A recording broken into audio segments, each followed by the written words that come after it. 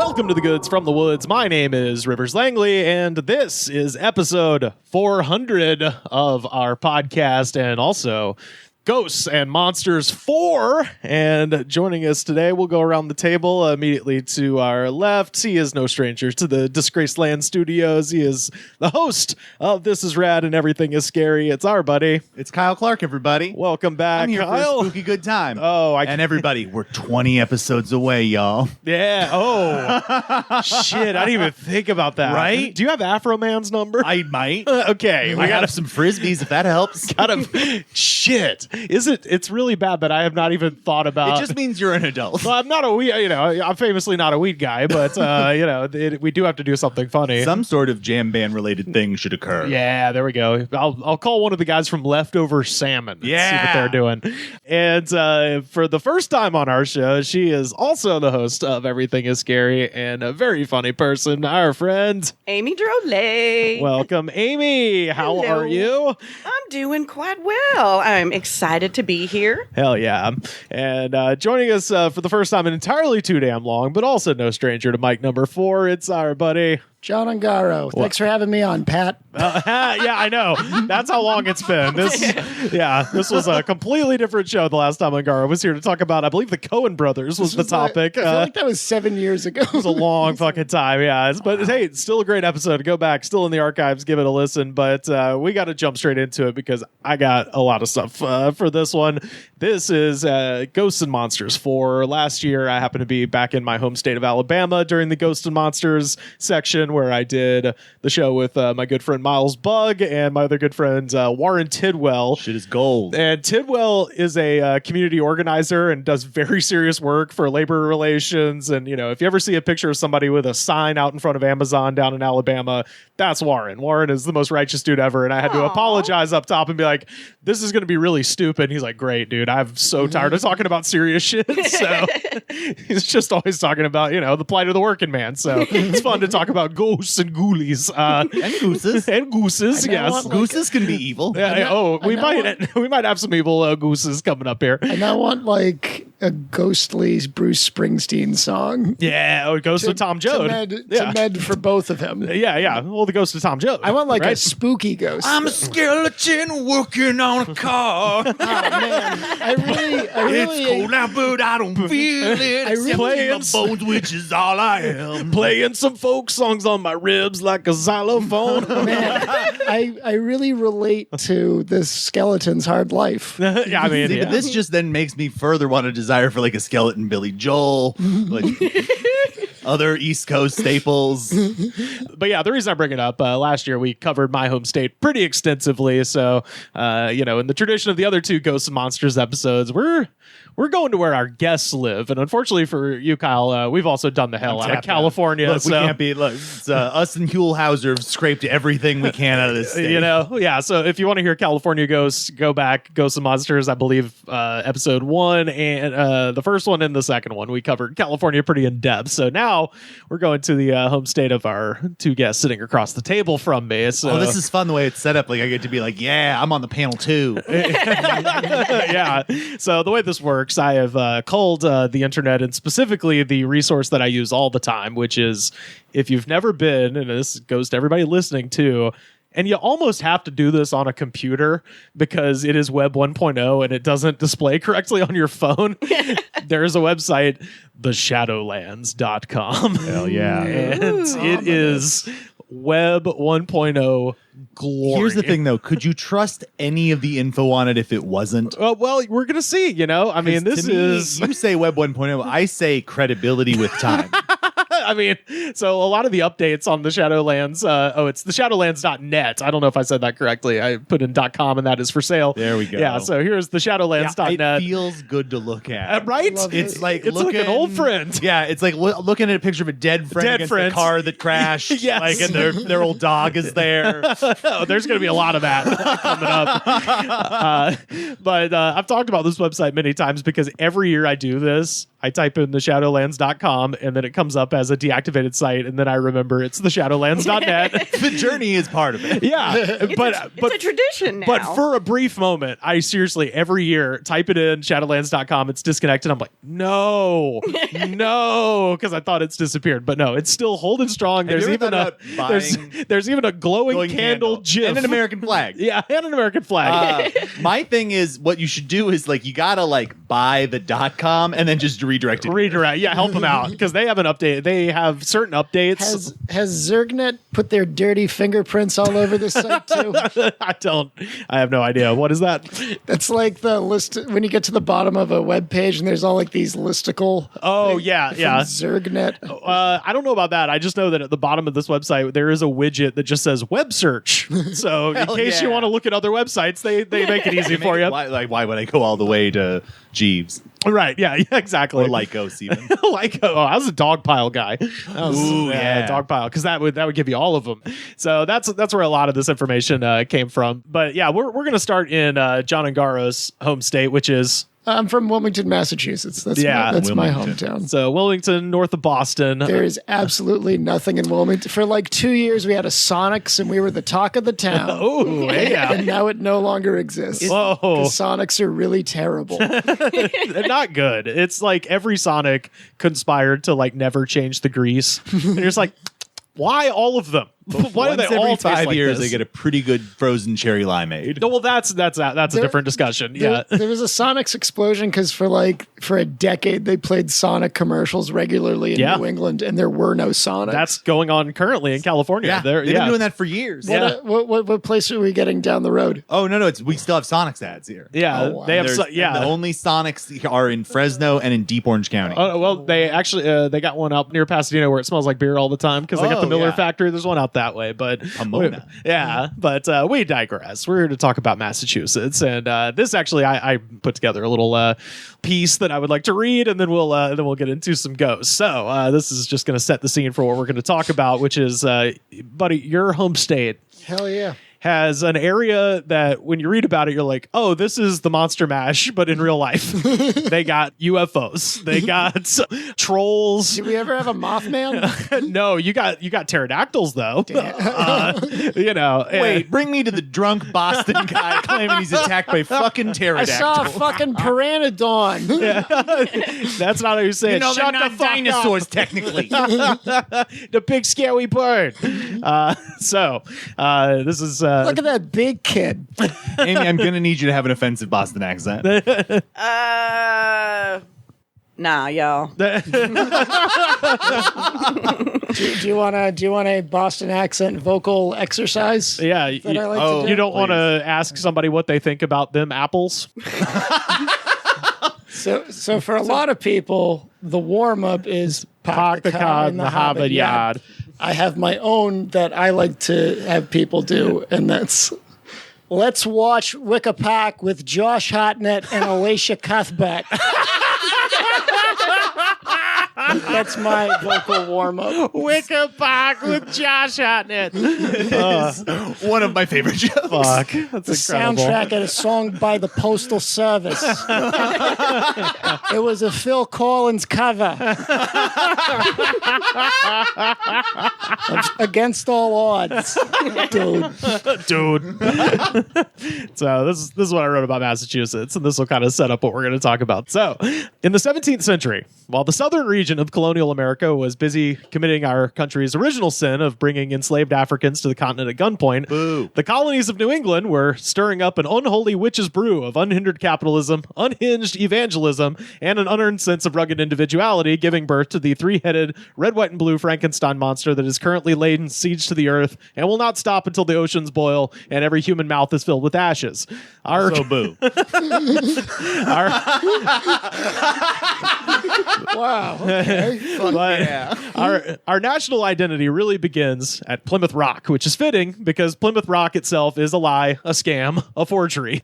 The first documented claim that the small hunk of granite that sits on the beach at Plymouth Harbor was the landing place of the Pilgrims was made a full 120 years after the Pilgrims. It's got, Pretty clever. It's got a monopoly on like third grader field trips. That's what those things exist for. Exactly. I will not take this anti-field trips that waste time movement that happened. No, I was totally a field trip kid. Also, it should be noted the Pilgrims went to Cape Cod a month before they ever got to Plymouth, so even if it is the Rock, who gives a shit? Anyway, almost immediately after setting up shop and having one nice lunch together in 1621, the Plymouth and Massachusetts Bay colonies got to work committing genocide on the native population. All of this culminated in the summer of 1675 after a series of bad land deals, unlawful settlements into tribal land, broken treaties, and outright murders. Wampanoag leader Metacom, also known as King Philip, and many of the other native tribes began a series of coordinated attacks to push the settlers back to the pits of hell from which they came.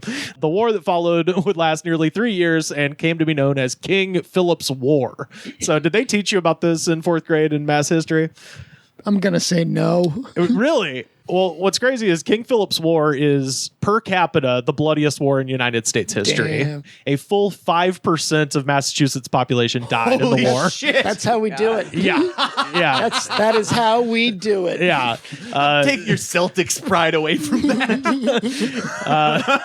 The other day, I was talking with a friend of mine. I was just like, do you think like the Boston Tea Party was like stupid? Like if you were there, just like a bunch of drunk guys who's like, I'm going to throw some fucking tea in the river. And then they're just being obnoxious. And dressed like girls at Coachella while they're doing this. Just full headdresses, all that shit. I need you to attack John right now. The longer you stay silent, the worse we all are. And 'tis the devil's time of season. So you need to look at his face and then just let him have it. That's not my style. I am a Southern lady. So during the war, the 17,000-acre Hockomock Swamp in southeastern Massachusetts provided a strategic base and hiding place for King Philip and those in his alliance. Hockomock is now Algonquin word meaning place where spirits dwell, which is going to come into play here in just a moment. Know how to party or what? Yeah, exactly. So King Philip himself was killed in 1676, and his wife and children were sold into slavery. His successor, Anawan, eventually surrendered, and both his and Philip's heads were cut off and stuck on pikes outside of the gates of Plymouth for 20 more years. So all of this is to just set up the fact that this particular swamp has what they call bad vibes. Do you think like when someone walked by, like the heads on the pikes, they're like, I got one of those pike deaths, huh? Yeah. Like waiting a couple of seconds for the head to respond, and they're like, oh yeah, they're dead, and then they just walk on.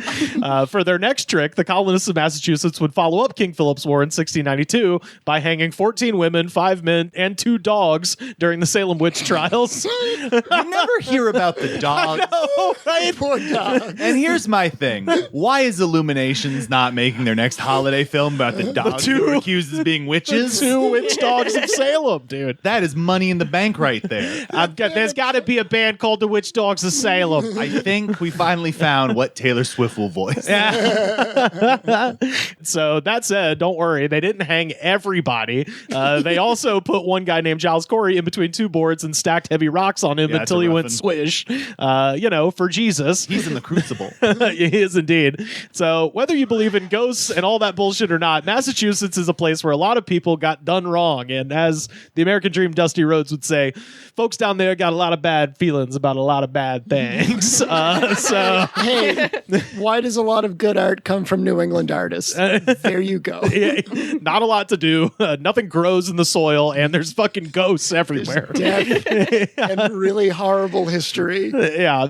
So in 1983, the battlegrounds of King Philip's War, the Hockomock Swamp, where most of the sightings and encounters that we're going to talk about have occurred, they received their name from cryptozoologist Lauren Coleman, and it is an area now known as the Bridgewater Triangle. Yeah. So if you wonder why all the spooky shit is happening there, if you're going to believe it, I'd go ahead and point to the whole genocide thing. Wow. That might have been part of it.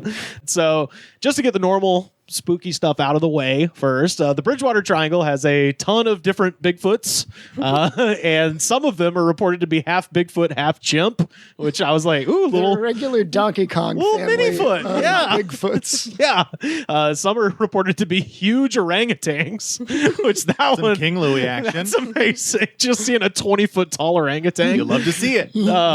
Also, one Bigfoot researcher on the Shadowlands noted that red-haired Bigfoots are very unusual in eastern Bigfooting. Just wanted to put that out there. There's also a report of a Are they Bigfoot. like a Bigfoot who wears a cape? And it's like, that's an unusual.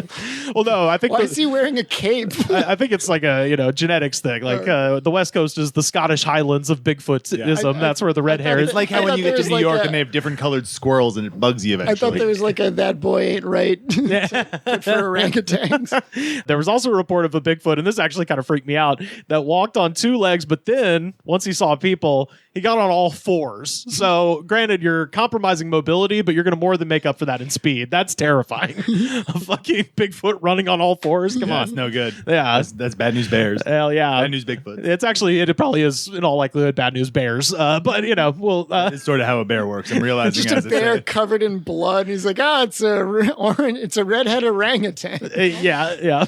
We've also got Thunderbirds. What do y'all know about Thunderbirds? Amy, you heard of a Thunderbird? The plane? Huh? or the wine? The car. Or the marionettes. The marionette television series. That's my first Can't immediate say thought. that I have. Okay, so Thunderbird, and they've reported some of these down in Georgia too, but basically it's just either a giant bird with a wingspan of about 12 feet, Sounds about right. or in some cases, a pterodactyl, as we mentioned. So some people, when they're describing it, they're like, yeah, it looked just like Jurassic Park 3. It's like, are you sure? Underrated sequel. Yeah. Maybe the second best Jurassic Park movie. So we got that going on. In the 30s, civilian conservation corps workers in the Hockomock Swamp reported seeing giant Amazon snakes, quote, the size of a stovepipe and as wide around. So just Pretty wide. Yeah. Pretty wide. Yeah. So like We're all thinking A about Lincoln's stovepipe? hat, which is a hat that's designed to look like what an actual stovepipe is, Right. which none of us know. Yeah. Imagine if you had a hat that looked like a microwave. we need to make that hat. A microwave plate hat.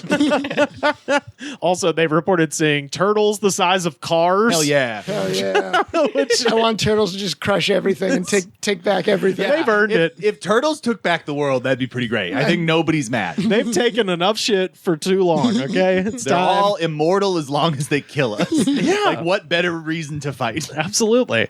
And also there's the Hockomock mystery cats. Please explain. So people have seen gigantic tawny pumas and black panthers in the swamp. I think Are this their is just- faces question marks? Huh? I think these are just cover-ups from the Stonehenge Zoo. where like maybe an animal got there and there's like, don't let the media know, but we'll find it. A couple of dummies are going to get mauled. So they've got all these like reports of like large jungle cats and stuff like that. And everybody's like, that's fucking bullshit. And then in 1993, somebody found a decapitated African serval cat in Easton off of Route 138. I was like, on the one hand, that might back up somebody's theory. On the other hand, there's absolutely some coke dealer. The cat got too big. And he was like, I'm sorry, cat. And then cut his head off with a katana sword. Oh, God. Yeah. Because that was the thing. They never found the head. It was just a clean cut, Oh, damn. but it was a serval cat. Well, somebody had to put the cat's head up on a spike because it was a witch. Yeah. Drug dealer. Pike death there. Yeah. That's the end for the mean celebrity cat in our CGI film. Drug dealer moved from Florida to Boston and was just like, well, I'm sorry, old girl, I can't keep you. And then, I like that he's going home because he's Irish. yeah. Oh, can't have a cat in here. It's fucking ludicrous. Can't keep a serval. And also there are huge hulking red-eyed dog beasts that have been reported in the swamp. Like the Ang Lee Hulk dogs? Yeah, exactly. That is what I imagine when I hear dog beast. So Giant poodle. well, and this one actually has a guy who's willing to attach his name to it. So in 1976, Abingdon resident Philip Kane watched in horror as two of his horses, Jojo and Peekaboo, got their throats ripped out by a dog beast that was the size of a pony. So these two ponies, apparently What if it was just a rabid pony? that's A pony with like foam running in down its face. yeah. I think he took them out there and was like, what do you mean you can't change a horse's name once you commit to it? Well, I guess I got to change this the only way that's left. I'm sorry, they imprint the name onto themselves. I wouldn't have said peekaboo. So Kane shot at the dog, but it escaped into the swamp. And over the next few days, and I did look this up, there's a bunch of newspaper articles about this. Hell yeah. They mounted a posse trying to find the dog beast. The Abingdon Police Department would be deluged with over 1,000 phone calls from concerned citizens and witnesses who reported that they had seen the large dog. And school children would be escorted to their buses by police armed with rifles. So they got real freaked out about Watch this. that movie as well. Oh, yeah. I think it's a dog. Well, and I was going to say, keep in mind the year, 1976. So Jaws has just happened. They're like, what if Jaws put on the land kit? a pony-sized dog. So, yeah, apparently the two ponies were tied up and this dog chased them around the tree until they were like stuck. And then the farmer came out while it was like eating out their throats, which just Now, hear me out. Pretty What crazy. if David Fincher shoots this? I mean, it would have to be a soft reboot of Monster Mash, but that's what it would be, right? It'd be the Bridgewater Triangle. And That's a new metal monster mash. yeah, there we go. Absolutely. So there's also lots of UFO sightings. One of them was described as being the size of 2 football fields and shaped like home plate at fucking Fenway, kid, which was amazing. A guy was holding up a piece of wood and he was like, you're not going to believe it, but it was shaped like home plate at Fenway. So yeah, even in the UFO world, they can't get away from fucking baseball up there, which Like two size football teams high. Like yeah. It's a long, big, like a I think cross. a lot of people would have seen that if you're 2 football feet. Yeah, this was one of those where I think there was like multiple. But also, you multiple look at it and you reports. immediately go, what is home plate from baseball doing here? Right? Yeah, It's visiting me. Maybe this is a sign from God. Maybe God looks like home plate. He's just looking up. He's like, the Sox are never going to win. Are they? And then it appears and he's like, that's the sign. We might take this. Yeah. They also have a ghostly red-headed hitchhiker who is dressed like a lumberjack who sometimes appears in people's back seats. All this redhead stuff. I know. There's a lot of Irish up there, even the Bigfoots are Irish. But yeah, so that one was fun because it's just people saying like, I thought I ran the guy over, but I just kept driving through him. Duke, but with Ronald McDonald in his head. Well, he's like described as like a Silver Lake hipster. He's like got a big red beard and he's dressed in all flannel and like a knit cap. And I was just like, I think that's just like a guy at the open mic. Intelligentsia. Yeah, I was gonna say you're just at a comedy open mic. So that's all the kind of standard stuff. And also a few miles away in Fall River, there's the series of 3 murders that took place in 1979 and 1980 that may or may not be related to a satanic cult. And also in that same town, there still stands the house where 2 people were axe murdered in 1892 by OG girl boss Lizzie Borden. Yeah. So that's all right nearby. But yeah, those are kind of like, damn. I wanted to just kind of run down. Those are like standard. Those are the ones you always hear about. Oh, it's a fucking hitchhiker. And if you stop, he'll get in the car. We got some good ghosty shit. Oh, yeah. Where I'm in. And now we enter flavor country. Yes, exactly. Now here we're getting to the unique. Now, Rivers, I have a question for Massachusetts you. ghosts. Would it be... I wonder what a world where people from Boston making up their own unique versions of creatures, what that is like. Can you take me on a journey and show me what the mind of Boston creates when spooked? I might be able to do that for you, Kyle. John, what do you know about puckwudgies? Amy, what y'all know about puck That wedgies? sounds like a bully move. I know. Like, I don't know. Yeah, there's Give the- him a puck There's wedgie. the wedgie, there's the atomic wedgie, and there's the fucking puck wedgie. What? It's a mixture of a swirly and a fucking wedgie, and then we poop on him. No, so the puck wedgie, and again, I'm reading all this for the first time. I kind of like you, like Bridgewater Triangle, kind of like set a bell off in my head, but I didn't know what it's Yeah. just a thing that you read when you read spooky stuff. But this was where my mouth was agape. So puck wedgies, these are little 3-foot-tall chipmunk-faced goblins that haunt the woods around Hockomock Swamp. They supposedly eat human flesh, but they can't kill you directly. So their goal is to lure you further and further into the swamp until you get lost and like break your foot and die, and then they can eat your soft bits. That's pretty I cool. think we got a new critters going on. I know, yeah, that is kind of how it's like. It looks like when you see the, people, the way they describe them, it does look like the cover of Critters. I like the idea that they're just constantly going like, look over here. Keep going. Oh, Like, you're being funny, but that's about to happen. Like that exactly is about to happen. I'm seeing custom-made Furbies with this. Yeah. What we need. Down over here. We got a bunch of Coen Brothers DVDs right behind this bush. All you gotta do is roll over. All right. Oh, I okay. heard that girl you like wanted to watch this movie with you. So why don't you just come on over here? Yeah, sure. That's, Oh, yeah, sounds come on right closer. about- Oh, okay. There There we go. Yeah, gotta really. Oh no. So there is a documentary that's free on YouTube called Bridgewater Triangle that I highly recommend because it contains the story of Bill Russo, who one night in 1990, which anytime for some reason 1989 is like right where it starts to strain credulity to me. Like once we start getting into 90s once stuff. Rescue 911 is on the air and we have camera footage of stuff. Yeah, like exactly. Yeah, like If I don't I'm know. ever watching like a paranormal video and someone describes their story and they're just like, I was 5 years old, I'm like, this absolutely did not happen. Nobody remembers anything at 5 years old. Yeah. So Or like America's Funniest Home Videos, another one that ruins seeing Bigfoot because now like Bigfoot then does a dance. right. It does the floss dance, and you're just like, oh, this is just upsetting. So God, this footage is real. So one night in 1990, Bill was walking his 90-pound Rottweiler, Samantha, and the dog starts freaking out. And wouldn't you know it, Bill sees a 3-foot-tall chipmunk-faced goblin beckoning to him in the woods, repeating the phrase, "E want you, gear, gear, E want you, gear." Gear. So That's Ewok shit. yeah, so That's- it's my favorite because he keeps doing it in the documentary. The guy, he's just like, he just kept doing it. He wants you. Here. He's saying we want you here. Right. So, but it's treated as some revelation on his part where he's like, I got all the way back to the house and I realized, oh my God, he was speaking English. He was saying, we want you here. I was like, I figured that out the second you said he wants you here. I know, I'm no dummy. You're right. I can't do this in chew gum. I gotta focus.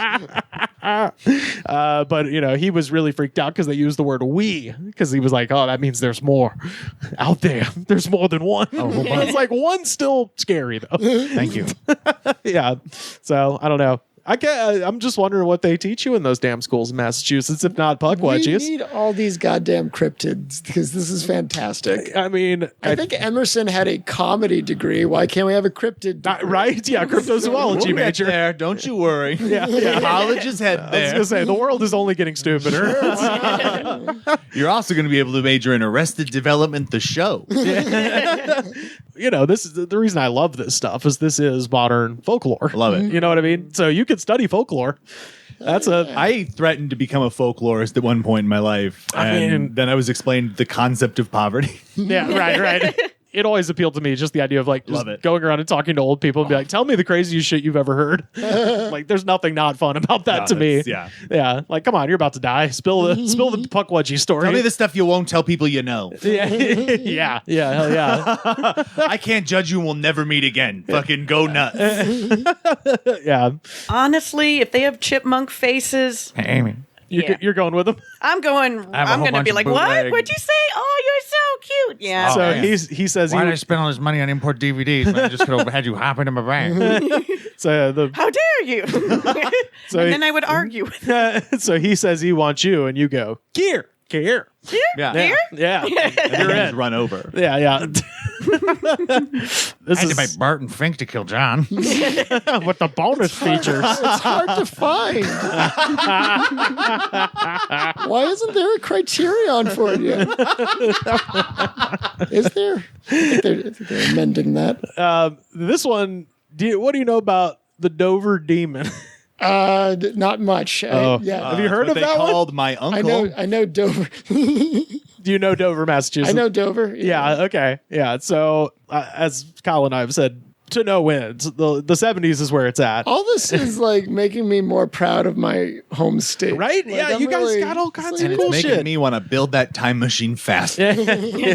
So on April 21st and April 22nd of 1977, a small, gangly, hairless, monkey-sized shark skin creature with a watermelon-shaped head and huge glowing eyes was spotted on 3 different occasions over the course of 24 hours. So, Wait. Sharks. yeah, you want the list Please. again? Okay, Yes. Let's small, gangly, hairless, monkey-sized, shark skin, watermelon head, and glowing eyes. And I'm like, Okay, this is yeah. overkill. You think you put a hat on a hat on a hat here? How is the watermelon head on top of a small monkey-sized body? Oh, well, you're in luck, Kyle, because the person who saw this has a photographic memory and a bit of a talent for What? doodling. Okay. But yeah, I'll tell you about that in a second. Honestly, I would want fucking shark skin. That sounds awesome. So the first person to see it was a 17-year-old, and I checked, this is not Ram Jam Bill Bartlett, but a guy who just Thank you. happens to be named Bill Bartlett, who spotted the creature running along a stone wall as he was driving on Farm Street in Dover. Bartlett said the creature grabbed a rock with his long fingers and slowly turned his head towards the car and stared into the lights. Although Bartlett's sighting was only about an estimated 7 or 8 seconds, he said that he was blessed with both a photographic memory and artistic ability. So he went home and drew what he saw. And the sketch has become the famous image of the Dover Demon, with Bartlett writing on the sketch, I, Bill Bartlett, swear on a stack of Bibles that I saw this creature. So there's...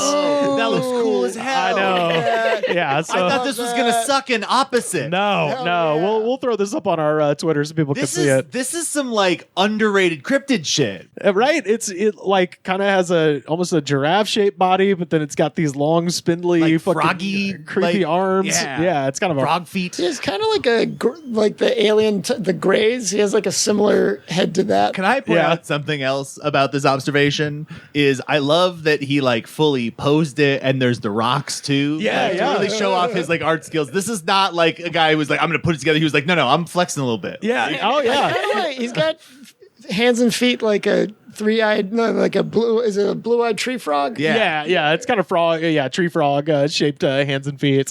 But just an hour after Bartlett's sighting, in another part of town, the creature was seen by a 15-year-old named John Baxter and a 13-year-old named Pete Mitchell as they were walking home. They said that it was now running on 2 feet through a gully and stood next to a tree before disappearing. So this is 2 groups of people that don't know each other both saw this thing, and they described roughly the same creature. So that's kind of cool. We got independent verification between 2 unrelated parties. So I do like that. And the next day, 15-year-old Abby Bramham, only teenagers can see this. This is like Some Polar Express shit. yeah, exactly. Yeah, you have to believe in Frosty the Snowman. But yeah, so 15-year-old Abby Brabham and 18-year-old Will Trainer saw the creature while they were parked on the side of the road. Which, first of all, I know it's the 70s, but man, you're fucking dating a freshman, you fucking loser.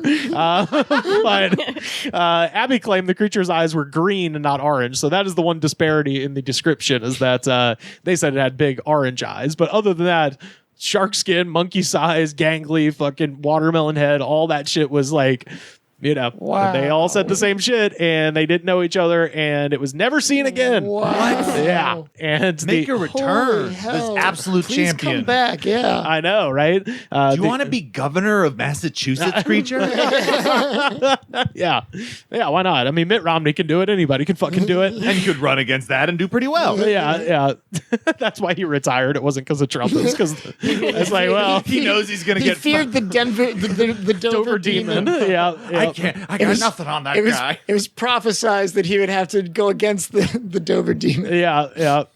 So those are the Massachusetts cryptids. What do we think so far? Love it. I mean, It's great. This pretty is good. fantastic. Honestly, I really do love this. Full disclosure, I've been to Massachusetts once. I had a lovely time there. Did some shows in Boston. Shout out White Bull Tavern, one of the most fun comedy shows I've ever Still never done. done comedy in Boston. It's like kind of number one on my list at this point. Shout out to Nick Jones for shepherding me around, host of Focus on Comics. Hey, as of when this episode is out, I was on this recently. That's right. Check out his episode. But yeah, Nick Jones was nice enough to take me around the Faneuil Hall area, and it was. Faneuil Hall. I feel like I got prime Boston because it was graduation night. It was in May. That's like a big end of school year. Like everyone gets a trip to Faneuil Hall. Yeah, well, and just it was just college kids, and they're all drunk, and Quincy Market. Holy the voices. I was like walking around. I was like, it's real. I did just sat and listen. Yeah. Like pretend I can't pretend I'm reading. He'll beat me to death. But like doing like I'm on my phone or something. No, like at one point, Oh, they'll find a reason. Doesn't just need to be a book. That's why I haven't done it there yet. Like it's because I'm just like I understand who I am and what I look like. yeah. At some point, we were walking, and some guy rode right next to us on a bicycle. I got real close to us, and Nick was just like, "What the fuck?" And the guy like sort of turned around but didn't stop, and I was just like, "Just I never fought anybody. Like I'm not gonna be." He's like, "It's fine. I'll take care of it." I was like, "All right, you're the guy to be with." Shout out to Nick. But Nick, my sometimes manager. yeah, hell yeah. So yeah, that's the cryptids. That's the monsters section. Awesome. So I love this. as far as ghosts go, and I'm doing this with Georgia too. When we get there, I'm just going straight to the damn Shadowlands. You know, why are we messing around with all these people that have written books? I want stuff that was contributed by random fucking people in 2003. That's where I want for my ghost information. So, Are you listening, A&E? Give this man programming and then let me write for it. So first of all, Massachusetts has a ton of haunted bowling alleys. That's right. There's one in Adams. There's two in Athol. There's one in Somerville. There's two in one town? Yeah, there's two haunted bowling alleys. Is there the good one and the bad one? I've probably been to the one in Somerville for a kid's birthday party or something. Well, did any ghosts give you shit for doing bump-a-bowl? It was just so funny reading. There's only one kind of good bump you do in the bowling alley, and it's in the bathroom. It was just so funny reading the Shadowlands. I was just like half asleep trying to read through all the ghost stories. I was like, wait, am I like asleep, or was there multiple bowling alleys? So like Control F. I'm like, yep, there's a lot of bowling alleys. There's also my favorite thing. He was a guy from Massachusetts. Was the guy who bowled a perfect game on 9/11. Oh shit, hell yeah. And it's just that guy. That's a movie. That guy's from that's it. He felt he had to do it, or else the terrorists won. Yeah, dude. Of course. I just like writing this down. I like the idea they probably just sent him home from work, and he's just like, I'm gonna go to the bowling alley. Yeah, what else is there to do? Yeah. So in addition to the bowling alleys, there's also two haunted projection booths in New Bedford. So it's just one town. There's two theaters that have haunted projection booths, and both of them were like a guy hung himself in there. Oh, wow. Supposedly, and you're just like, wow, what was going on with the projectors at the time that now, they were? The real question is the first guy who hangs himself in one theater. Yeah. Somebody then opens up and finds in the other theater. What the fuck? That was my move. I gotta go to the other goddamn theater now. I'm not dying next to you. There is a haunted Burger King in Bridgewater. Yeah, fuck yeah. And Springfield College is supposedly They haunted. say you can still get Shrek ketchup there. Shrek ketchup. And also Springfield College is haunted by the guy who invented basketball. Cool. Wow. It's like Field of Dreams. Yeah, that's why we suck, because we're haunted by ghosts.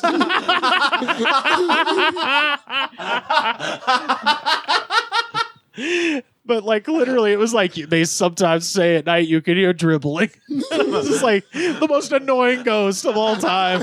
It's like it's fucking 1 a.m. Shut the fuck You up. can hear him shooting granny shots out there. Yeah. Ain't no rules that say the ghost can't play. Yeah. Oh, no. Not after the fucking dogs. We have a long list of what can play basketball. Some people say we went a little too far. You can summon him by whistling Sweet Georgia Brown in a minor key. So, but yeah. How do you? I don't know how you say this. It does appear to be Athol, Athol, which seems like a guy with a lisp saying asshole, but I do not know. well, at any we had rate, so many goddamn towns. yeah. There's I mean, way too many towns. And they're all full of haunted bowling alleys. and a lot of them have words that are not pronounced how they're spelled. sure, Just straight up. Oh, you mean Worcester and Worcester, Gloucester? yeah. Gloucester.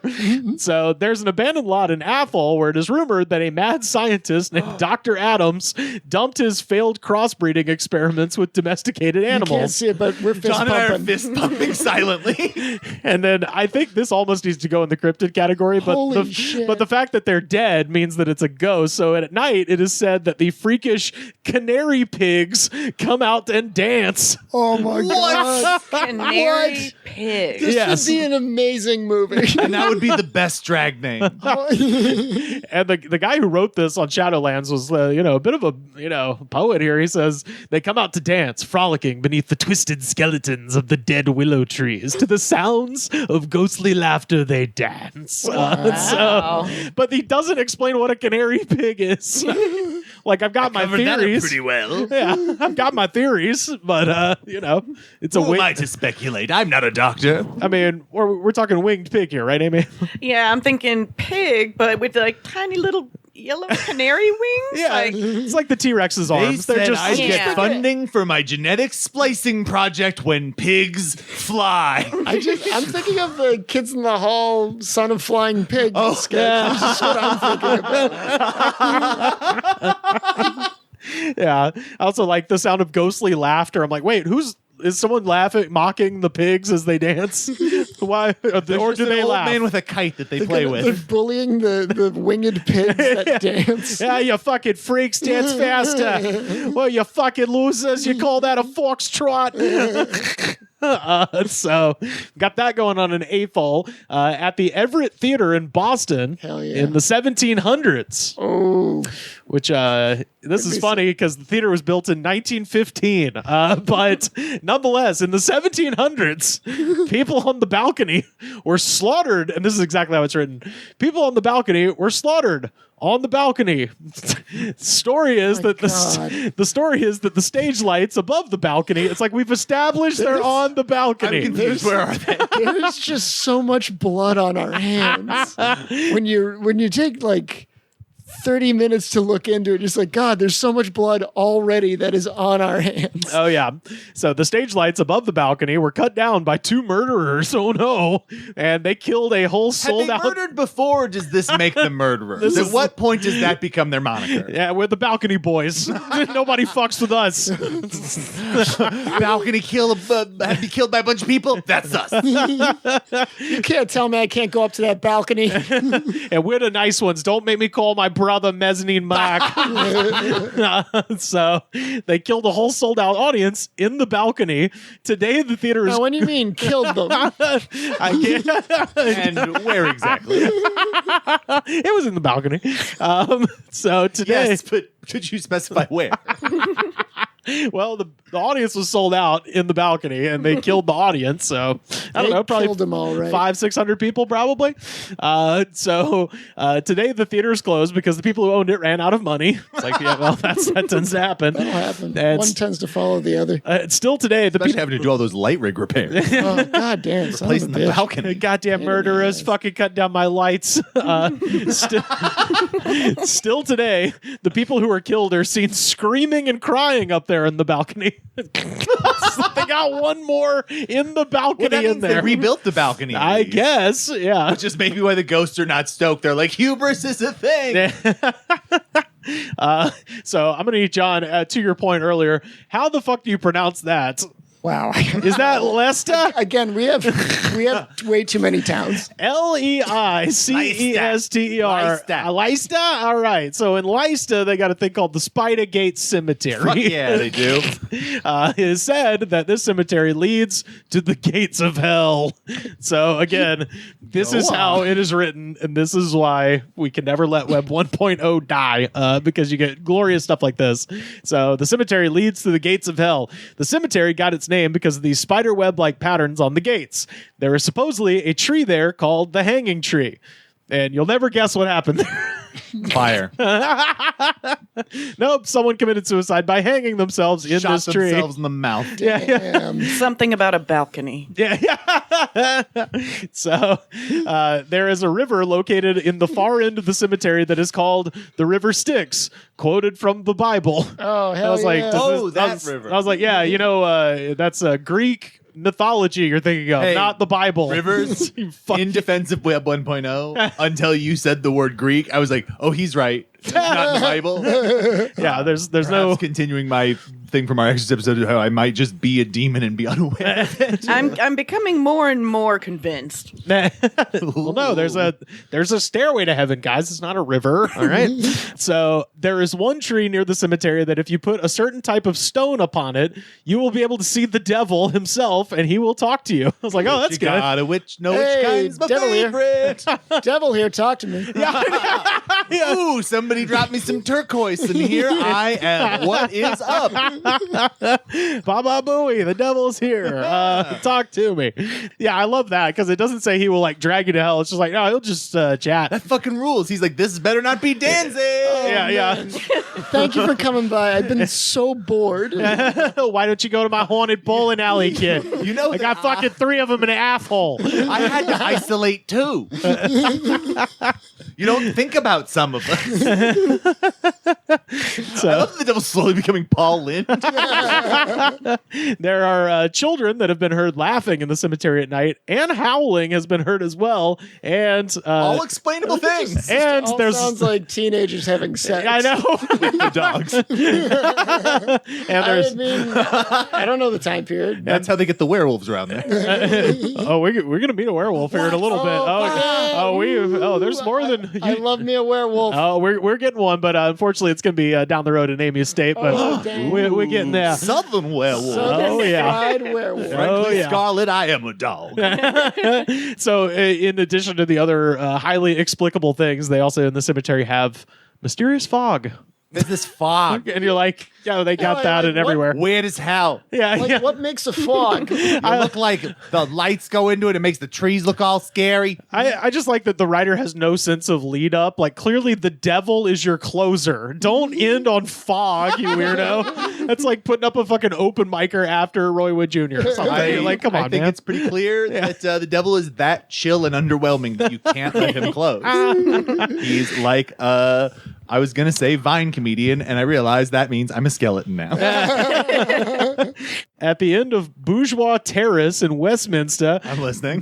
there's been reports of people walking around in the sand pit late at night with motorcycle helmets on. When you call out to them, they moan and then disappear. These are perverts. What do you mean?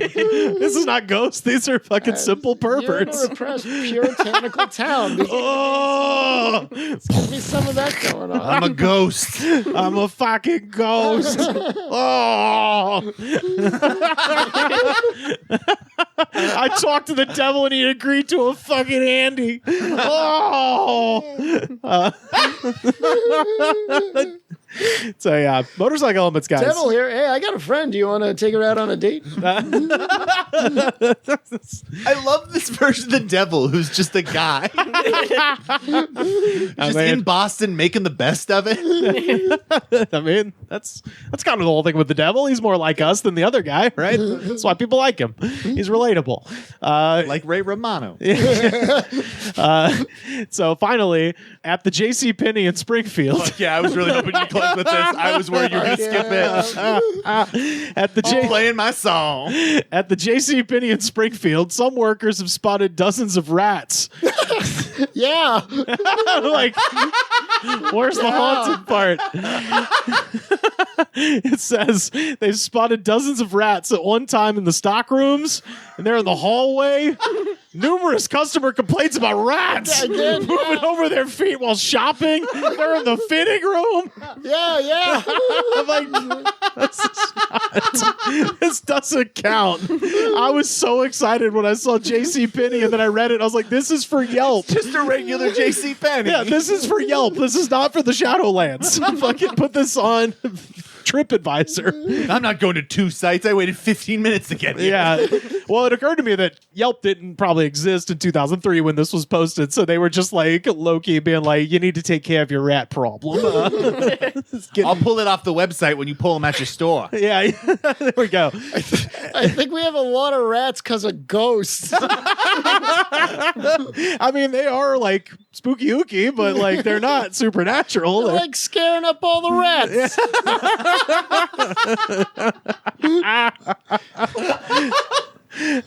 The mall cat died, and now there's tons of rats. So Only that thing had a feckin' ghost. yeah, there we go. So there we go. That's the Massachusetts Ghosts and Monsters. How do we feel at halftime here, folks? I love this. This is great. Did you ever like spend any time in the woods as a kid? Or you like? Oh yeah, I'd go out walks in the woods all the time. Searching for porno. Yeah. Did you ever see any scary shit or got creeped out at all? No. And it's weird because I'm a big fraidy cat about everything else. Sure. I never suspect ghosts. Yeah, yeah. That's the thing. And there was a satanic cult that probably killed at least 3 people Meanwhile, there. ghosts are sort of the only thing I'm afraid of. Yeah. I'm a big snakes. Oh, I mean, as far as corporeal things, many things. Yeah. But as far as like supernatural things, only thing I'm ever worried about is ghosts. Don't trust them one bit. Demons, they're fucking gonna work a deal. That's true. Yeah, they're always. You could parlay this. I got they're plenty playing- of people who I will sell the fuck out. They're playing the angles. Yeah. Yeah. I had an idea, so if Satan would you can't just sell your soul to Satan. You got to have like a soul that Satan wants to buy. Yeah. Yeah. And I was thinking, what if you had like a weird soul pump and dump scandal? I'm selling penny souls. Where you make yourself the most ethical and moral person ever, so that it makes Satan want your soul. God, John, this is a script you should be writing right now. I was gonna say. This is your blacklist script. You might need to cut this out. Yeah. Shit. It's my script, The Satan of Wall Street.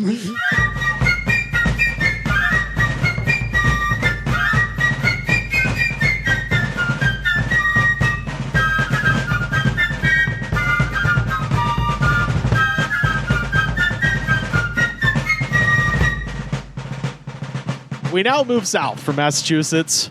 Georgia. Way south. Hey, who's that asshole on I-95 passing us on the right in a Cadillac with a golden fiddle in the back seat and a George Wallace bumper sticker? Oh, is that you, devil? Are you going down to Georgia again? I am, in fact.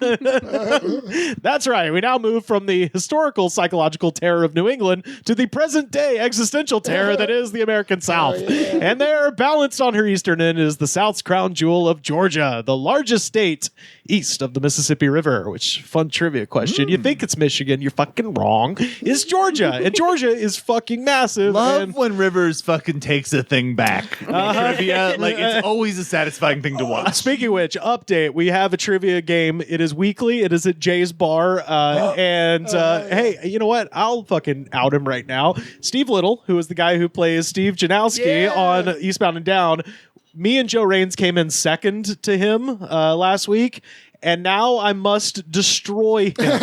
We'll talk. We're Become your new enemy. Yeah, we're going to Ocean's 11, Remember, Stevie, from Rivers, Eastbound and Down. My mom's always ready to come out of retirement. Oh, is she a trivia person? Are you not aware of my trivia background? No. No. The reason I stumbled into Stonecutters originally was because I had spent the year prior to that, one of my early stand-up comedian gigs is I was a bar trivia host for a year and a half, and I got the bar trivia gig because I was on a aggressive championship trivia trivia team for like Whoa. the year or two prior to that, where it was Okay. like we were called the Clowns, and there was another team called the Regs that were the regulars at the bar, and it was a pretty brutal back and forth for a year. But it was perfect. It was every Tuesday. It ended at 8:30. We were home in time to watch Lost. It was the perfect thing for like 2 years. See, This is like heaven. This Wow. one starts at 9, so it is a later one. But it's- all I'm saying is free piggyback rides. We're coming for your ass. So yeah, so my squad was like my buddy Ryan Ahern, who is the most knowledgeable sports dude I know, but also knew a ton about movies and Yeah, music. that's and then what you there was need. me for music and weird like pop culture shit. But then my mom was clutch for weird celebrity bullshit. oh, see, that's what we need. That's our weak spot Like, because we're building a team balanced here. trivia team. Oh, you've gotten me far too excited about Yeah, this. yeah, You've yeah. unlocked something deep inside. Let's go. Let's go, baby. Because getting that good because we have horror trivia that Amy and I are on. Sure. And I brought in Amy like she's the fucking evil kid from the Bad News Bears. Because like our team was okay, but then I like knew the background that we had somebody ringing in, so I had to like put them in, and it was great because like it was a real prove, and then she just like smoked everyone. Hell yeah. Aw. Well, yeah. Let's talk Georgia monsters. What do you know any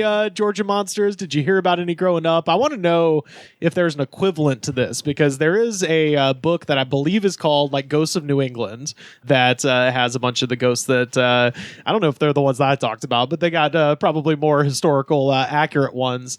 But growing up in Alabama, and I want to know if there's something like this in Georgia. This is a book that every child had, and it probably did the number on my brain that resulted in what you're hearing today, which is that I've always been like into ghosts and spooky stuff. And I've told this story before, but my mom, when I was growing up, and I do think this is a great way to be as a parent, which was it was hard to get a toy out of my mom, you know, like if I was at a Walmart and saw a fucking action figure, I'm like, please. And she was like, well, no. But her policy was any book the kid asks for, I will buy it for him to encourage reading. The same setup, yeah. Which just resulted in me having 9,000 books about ghosts and UFOs. Correct. But that book, outside of my own personal interest in the subject, somehow that is in every fucking school in Alabama. It's called 13 Alabama Ghosts and Jeffrey. We had Steph Tolive on the show a couple of years ago, and I actually put the author there, Catherine Tucker Wyndham, into the Goods from the Woods Hall of Fame because this is a very influential person in my life. And of course, Jeffrey is the ghost that supposedly haunts the house that she lived in. She's since passed away, but I talked to somebody who interviewed her son, and apparently he's also like a big folklorist and stuff like that. But did they have anything like this in Georgia that you were just issued as a child? Well, I guess what makes me a little special is I'm from Atlanta. I am from downtown Atlanta, and we didn't have a lot of woods around or anything Yeah, like well, that. not after the Atlanta child killer. They cut them all down. The Atlanta child killer? Uh-huh. Wayne Williams? Yeah. You want to know something about that case? Welcome to Amy Town. Yeah, hell yeah. Let's go mine hunting. I wish there was All like metal I could be banging right now. All right, I want you to do something on Google real quick. All right. I want you to look up Joseph Drolet. D-R-O. Whoa. Wait a minute. Uh-oh. T. Oh, we're about to have a shocking Oh, he wrote twist. is that your pops? That is my father. He wrote the damn book? Holy shit. My dad. You've been sitting on a fucking atom bomb this whole goddamn time. Hey, Whoa. hey, you want to know something else? Oh my God, that's amazing. I helped edit the book. What? No shit. Oh, that's fucking awesome. So Yeah.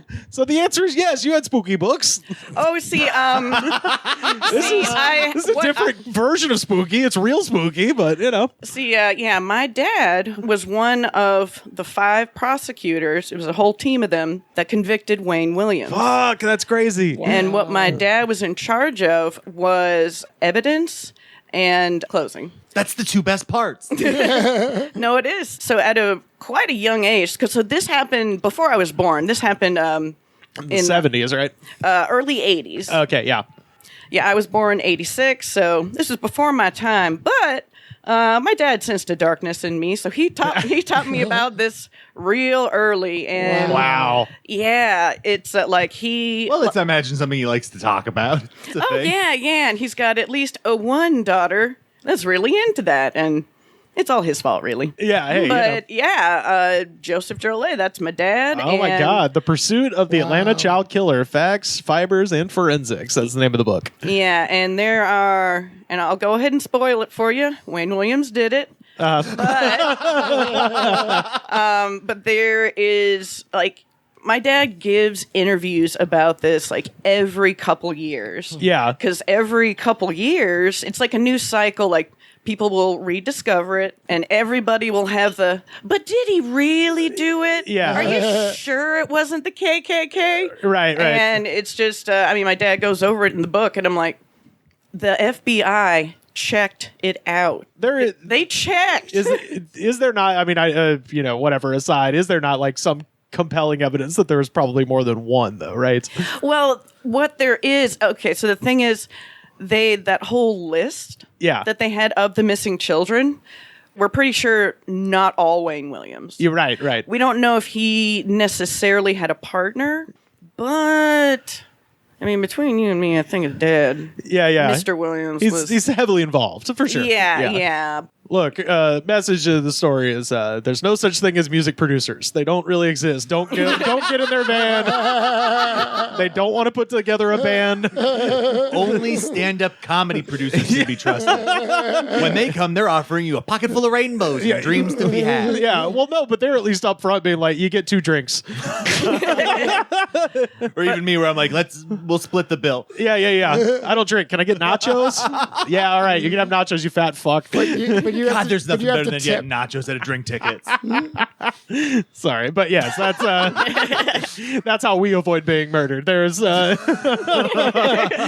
benefit. If you're sober, you're harder to murder at a comedy venue at night. No one takes our art seriously. So yes, God, that's fucking great. Well, that's amazing. Shit. So yeah, you come from a spooky literary family. Oh, absolutely, and so much fun to work on. Like I've never edited a whole book before, and it was great. That's awesome. Yeah, my dad's pretty cool. Hell yeah. Yeah, so I got a different kind of scary stories, but I was also a Girl Scout. Oh shit, I was a Boy Scout. Yeah, fuck yeah. I'm the last man scout. I mean, it's a little silly, but there was always stories around those camps. I think for a lot of us, it was like our first time in the woods and everything. Yeah. Totally petrified. And like the what's scary about the Southern Woods? like the ghost of like the woman who started the Girl Scouts. Seems like she'd be a cool ghost, though. They say you can still smell chocolate and toasted coconut in the air. She's cooking up Samoas. Hey, those are the best ones. That's why I referenced them. I love Thin Mints, but only if they're in the freezer. In the freezer. In the damn freezer. Ooh, with some ice cream. Yeah, there we go. Ooh, yeah. Just fuck a spoon. Mm-hmm. Just a sleeve of Thin Mints to eat a bowl of ice cream. Your spoon. Yeah. Stop it. Stop talking about all of this. Don, you had your chance to talk during your thing, and you mostly just talked about how it's awful. The Southern one's like, why are we talking about ghosts? We talking about delicious cookies. I want Cookies If there's a and difference between serial Massachusetts killers. and Atlanta, it is that. I want that cookie so bad now. Remember minutes ago we were talking about child murder? So let's talk about some monsters that are not Wayne Williams. So first up, Alti, which is Store it's that not- sells European items? Yeah, it's a record store. The full name is Altamaha-ha or Alti. So this is a cryptid in the Altamaha River in southern Georgia. So this is like Okefenokee territory. Did you ever go down to Okefenokee in the Girl I did Scouts? go down to Okefenokee. Okefenokee is fucking terrifying and awesome. It is one of those, you're in awe, but also like, ooh, I gotta watch you. Like, we do not know what's in that water. Oh, we Snakes. know. It's alligators. It's big alligators. fucking alligators. Yeah. Favorite. Also, Okefenokee, just the most fun thing to say. Oh, yeah. Okefenokee. Oh, yeah. Fucking imagine if Boston had alligators. I think there might have been. I feel like they'd be especially mean, Right? Like surly but also alligators. would there be like a class of Boston guy who was just a fucking gator puncher? Damn, yeah. Everyone would have a brother. Like there's a who wasn't- Crocodile Dundee Boston style. Everyone would have a big brother who had a gator puncher for. My sister's dating a fucking gator puncher. So the Altamaha-ha, or as I'll just continue calling it, Alti, is described, and this is fun because this just sounds like an actual fish that exists in the real world. It's called an alligator gar. So it is described as having a sturgeon-like body, bony ridge on its top, Whoa. front flippers, and no back limbs, swimming like a dolphin or a porpoise, and having the snout of a crocodile.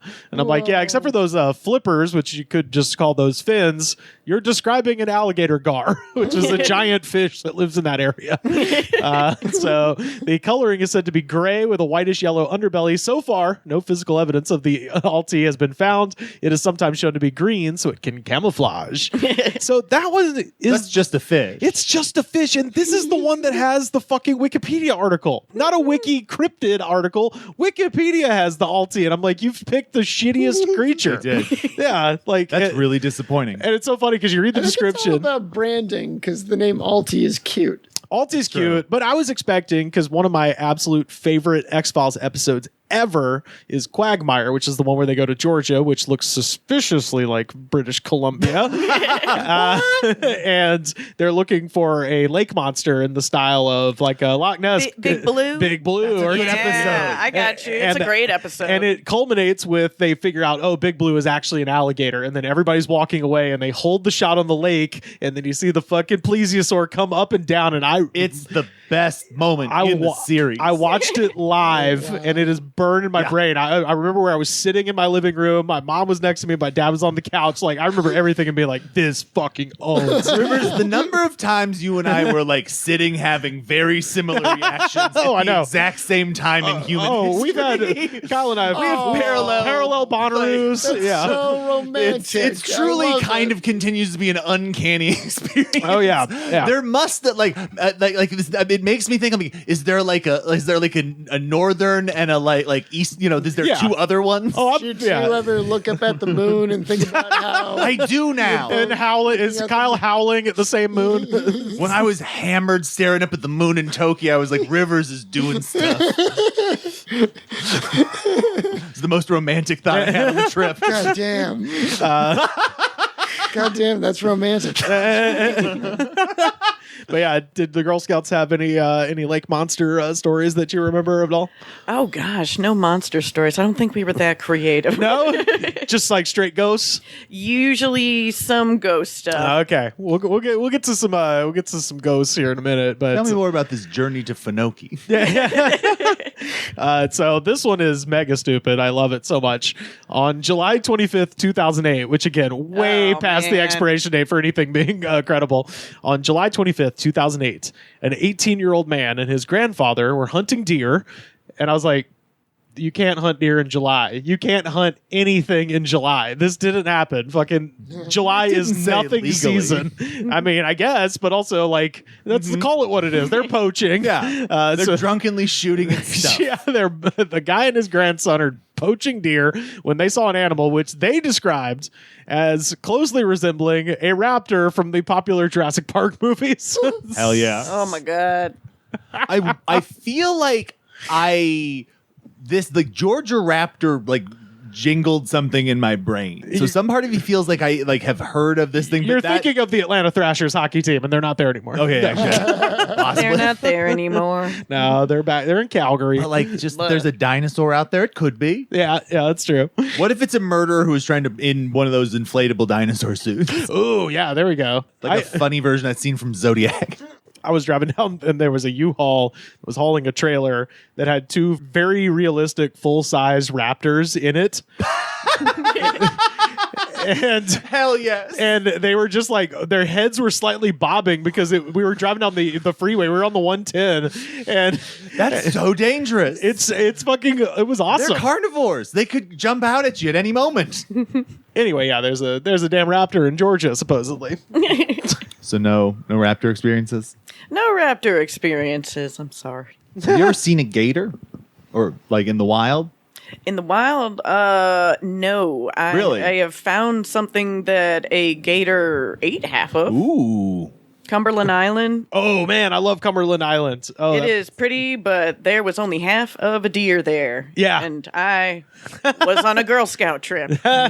Weird shit happens when you go on Girl Scout trips. We were camping at a place called Pine Glen up in Talladega National Forest, and there was somebody, I assume it was probably a hunter, who gutted the deer, and this is gross, they threw its stomach in the water, and it had like started turning into a giant balloon. Oh, And sweet Jesus. us being Boy Scouts, we stood on the banks and tossed a rock into it, and it just exploded. Exploded just green everywhere. We're like, ah! So, Dear God. I love when I get the wrong message from a story because that sounds awesome. I mean, it was gross, Hell but it was yeah. funny. Here it is. I'll put this on our Twitter so people can see it. All right, we Oh are my God. looking at the raptor photo, and shit. I may have crashed my car if I'd seen that. I know. No, I yeah, don't what a enough crash. believe dinosaurs are dead fully, but like And yes, Back, a dinosaur story. I have learned that I'm weird at a zoo because anything that moves my peripheral vision, I'm convinced all the animals have gotten loose. this one, I love this. The name is immediately awesome. And again, more punk rock bands ideas, guys. If you're a gothy 20-something in Georgia, how about this? The Okefenokee Pig Man. Well, I'll say this: put me Wow. down for one of your 7 inches because I am on board. And actually, I'm gonna go ahead and order one for Carter as well. So this is how it's written on. I think I got this from Shadowlands. It has been many years since a sighting, but old swampers would call him the South Georgia Pig Man. Over the years, reported sightings have persisted, and in South Georgia swamp areas, especially deep in the remote recesses of the Okefenokee Swamp. Reports describe the creature as a large ape-like being that walks upright, has abundant hair, and a nose similar to a pig. So it's a pig-headed Bigfoot. That's awesome. How fucking cool is that? That rules. It's the Bigfoot, but Pigfoot. It's Pigfoot. He's got on the party pig mask that Les Claypool wears when he plays bass sometimes.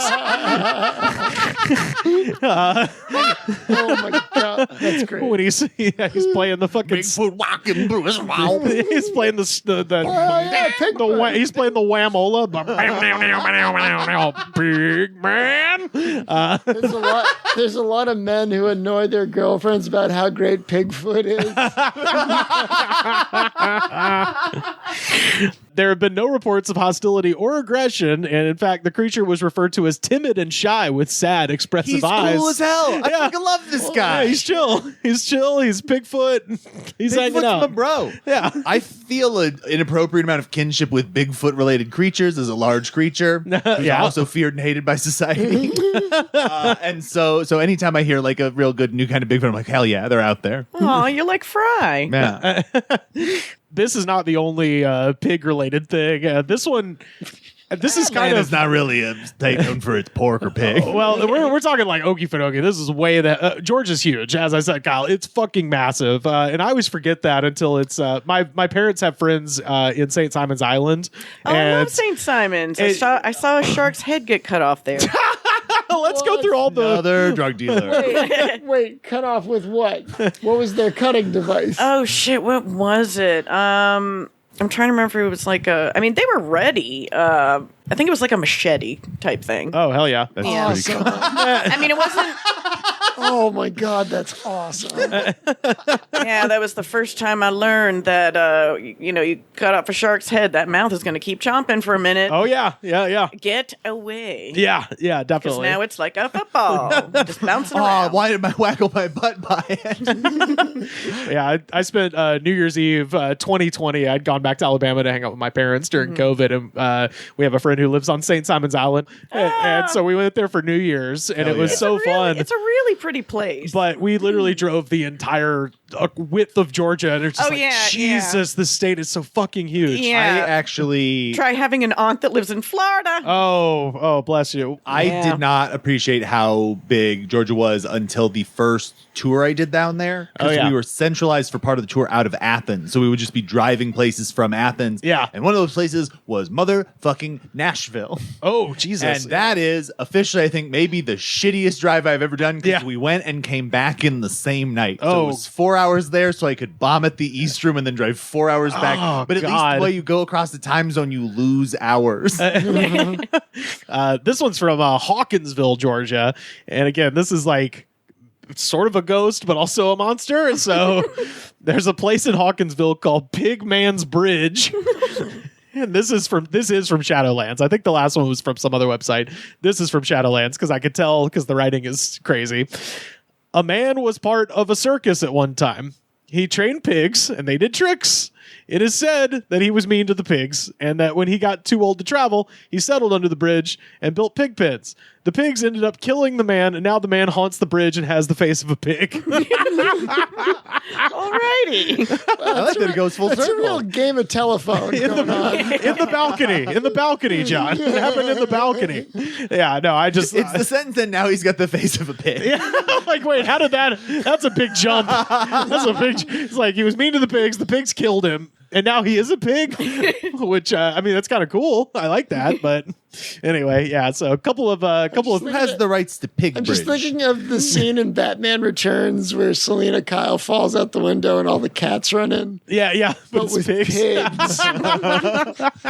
They just nuzzled him back to life. And that just makes me think of like the pigs that eat fucking Gary Oldman and Hannibal. Oh yeah. Well, I think that's what happened. It sounds like that's exactly what got happened. Hannibal. Yeah, and man. this again is from the early 2000s. So the person writing this has probably just seen Hannibal. Oh my god, we just put all the pieces together. Oh yeah. Hey, if you're going to steal from the best. You're Yeah. gonna steal from the I was grossest also- fancy movie. I was also wondering, it's like, okay, is this predating Man Bear Pig? Because Yes. Yeah. I think so. Okay, Yeah. okay. Because that's like 06. So Man Bear Pig is the perfect byproduct. It's what we needed to build all these things so we could make a Man Bear Pig. Okay, gotcha.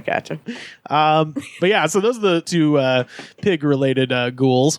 So we've arrived at the big moment for Georgia, and this is the Talbot County Werewolf Girl. You have Whoa. whatever this is, I'm in. Is it a band? Is it a person? Like, whatever it is, I'm on board. Isn't Talbot is the name from the Wolfman. the yes. Wolfman? Holy hell. Yeah, Larry Talbot. Yeah, so the county is called Talbot County. The county seat is called Talbotton. And if you go to Talbotton, Georgia on Wikipedia and click the photo, you will note certain Rivers Langley took that photo because when Was this part of your project? Yeah, so when I was in college and then after I graduated, just for funsies, because there's a lot of small towns down south that don't have photographs of them. So I would drive around and take pictures and post them to Wikipedia. So Talbotton, yeah, I've been there briefly, took some photos there. But anyway, I had never heard this story until last night when I was just absolutely bowled over by it. So this is from the Chattahoochee Voice newspaper. So shout out to the good folks at the Chattahoochee Voice, keeping the Valley informed. Never knew how much that newspaper meant to me. I know, right? The Bird family was a prominent and well-off family in Talbot County. The family had several children and lived in a home in the Pleasant Hill area located near Talbotton. The children included one daughter by the name of Emily Isabella Burt, born in 1841. Emily's father died at the age of 37, and her mother inherited the family's 300-acre estate. So shortly after the death of her father, Emily's mother sent her to boarding school in Paris. And Mixed bag. this is how it's written. I swear to God, it's the funniest sentence. So she gets sent to a boarding school in Paris. The legend says that while in Europe, Emily contracted lycanthropy. So American Werewolf in Paris, baby, for real. Yeah. Julie Delpy. Yeah, it's so fucking contract. I suppose that's a thing you can contract just by getting bitten by a werewolf, but having it put like that, like it's tuberculosis. Yeah. It's like, well, one of my daughters died of tuberculosis, the other vampirism. My other one got, Contracted lycanthropy. Yeah. my other one caught the werewolves. Yeah, she's got the wolf. Yeah, she's got the heebie-jeebies and the wolf. Yeah. got the wolf. So when she returned to Georgia, Emily's behavior was oddly different. She was usually appearing sickly and distant, and she often stared into space and was known to sleepwalk. So shortly after her return to Talbot County, there was a rash of killings and slaughterings of wildlife and sheep in the area. Many of the residents believed that a wolf may be to blame for the deaths. So one night, local residents formed a posse and armed themselves to seek and hunt down the wolf responsible for the killings. So they're thinking it's a real wolf, which I'm not positive, but I believe at this point in the 1800s, there probably still would have been some small wolf population down in this area, but I could be wrong. So they're going looking for a regular wolf. But an elderly man in the area who was a native of Eastern Europe told the members of the posse to melt down anything silver because it was a werewolf they were dealing with and not a regular wolf. Oh my God. So guys, this is a movie. You take ashtray, you melt it down. Because I would watch this. I mean, hey, I would too. Get fucking Anthony Hopkins in that one. Hell yeah, absolutely. But also have the him bring Safdie the brothers fire. make it. Oh yeah, I want like vintage werewolf, but like with super intense, like close shaky camera. Yeah. So anyway, so our posse is now armed with silver bullets. Several weeks later, the group took to the fields by the light of the full moon, and just as the old man had said, the hunting party came across a frightening silhouette lurking in the distance. The creature was as big as a man with a long snout, walked on two legs, and its wolf-like ears twitched in the moonlight. The hunting party raised their rifles, took aim at the monster, and as a cacophony of gunshots filled the night, the werewolf let out a painful scream and fled into the forest. No one was sure where the creature was hit, but the old man's crazy plan had worked. And the legend says that the next day, Emily's mother found her suffering from a gunshot wound.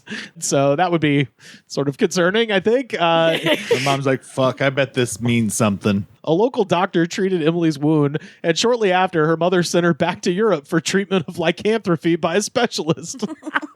It's like, well, damn, we don't got no damn dog doctors down Do here. we have a follow-up on how that went? But that means she was on a goddamn ship. Yes. And I'm like, that's the sequel. Yeah. That's the fucking sequel. And that's called Underworld Origins. Yeah, Except that I think that's already a movie title. Like, this is I still... was going to remember that. No one... Yeah, like, this is the... That rule. That's that last Voyage of the Demeter thing that just came out. Well, and you could... Dracula boat. Yeah, right. Yeah. You could add, like, because, she was born in 1841. Let's assume she's, like, a teenager. So, like, Civil War's a brewing. And also, maybe she meets her friend Mary Shelley on there. And Oh, yeah, she's there got we like go. a big fucking dead monster that protects her. Kyle, Frank- You're already marveling this. I was going to say, Kyle, Frankenstein's out already at this point. Thank you. Right. But 1816. But it's the book I've read the most. So once Emily was shipped off to Europe, the killings stopped in Talbot County.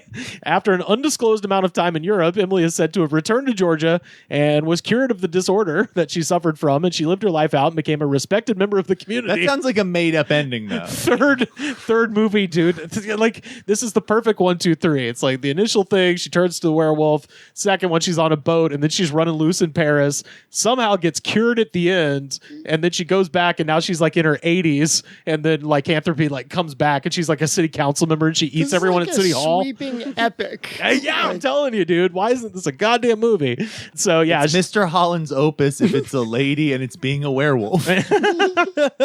So she inherited the family property, which included land in Talbot, Muskogee, and Meriwether County, and she died on June 18th, 1911, and was buried at a cemetery in Woodland, Georgia. She was 69 years old. Nice. And while no one is sure if there was any truth to the legend of the werewolf girl of Georgia, the story is one of the most popular legends in the state. Do you have any werewolves in your family? I mean, I think it's a little obvious.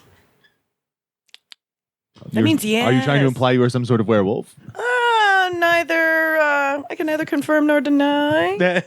All right. Are you the kind of wolf that will do random killings, or can you be pointed in a direction? And can that direction be John?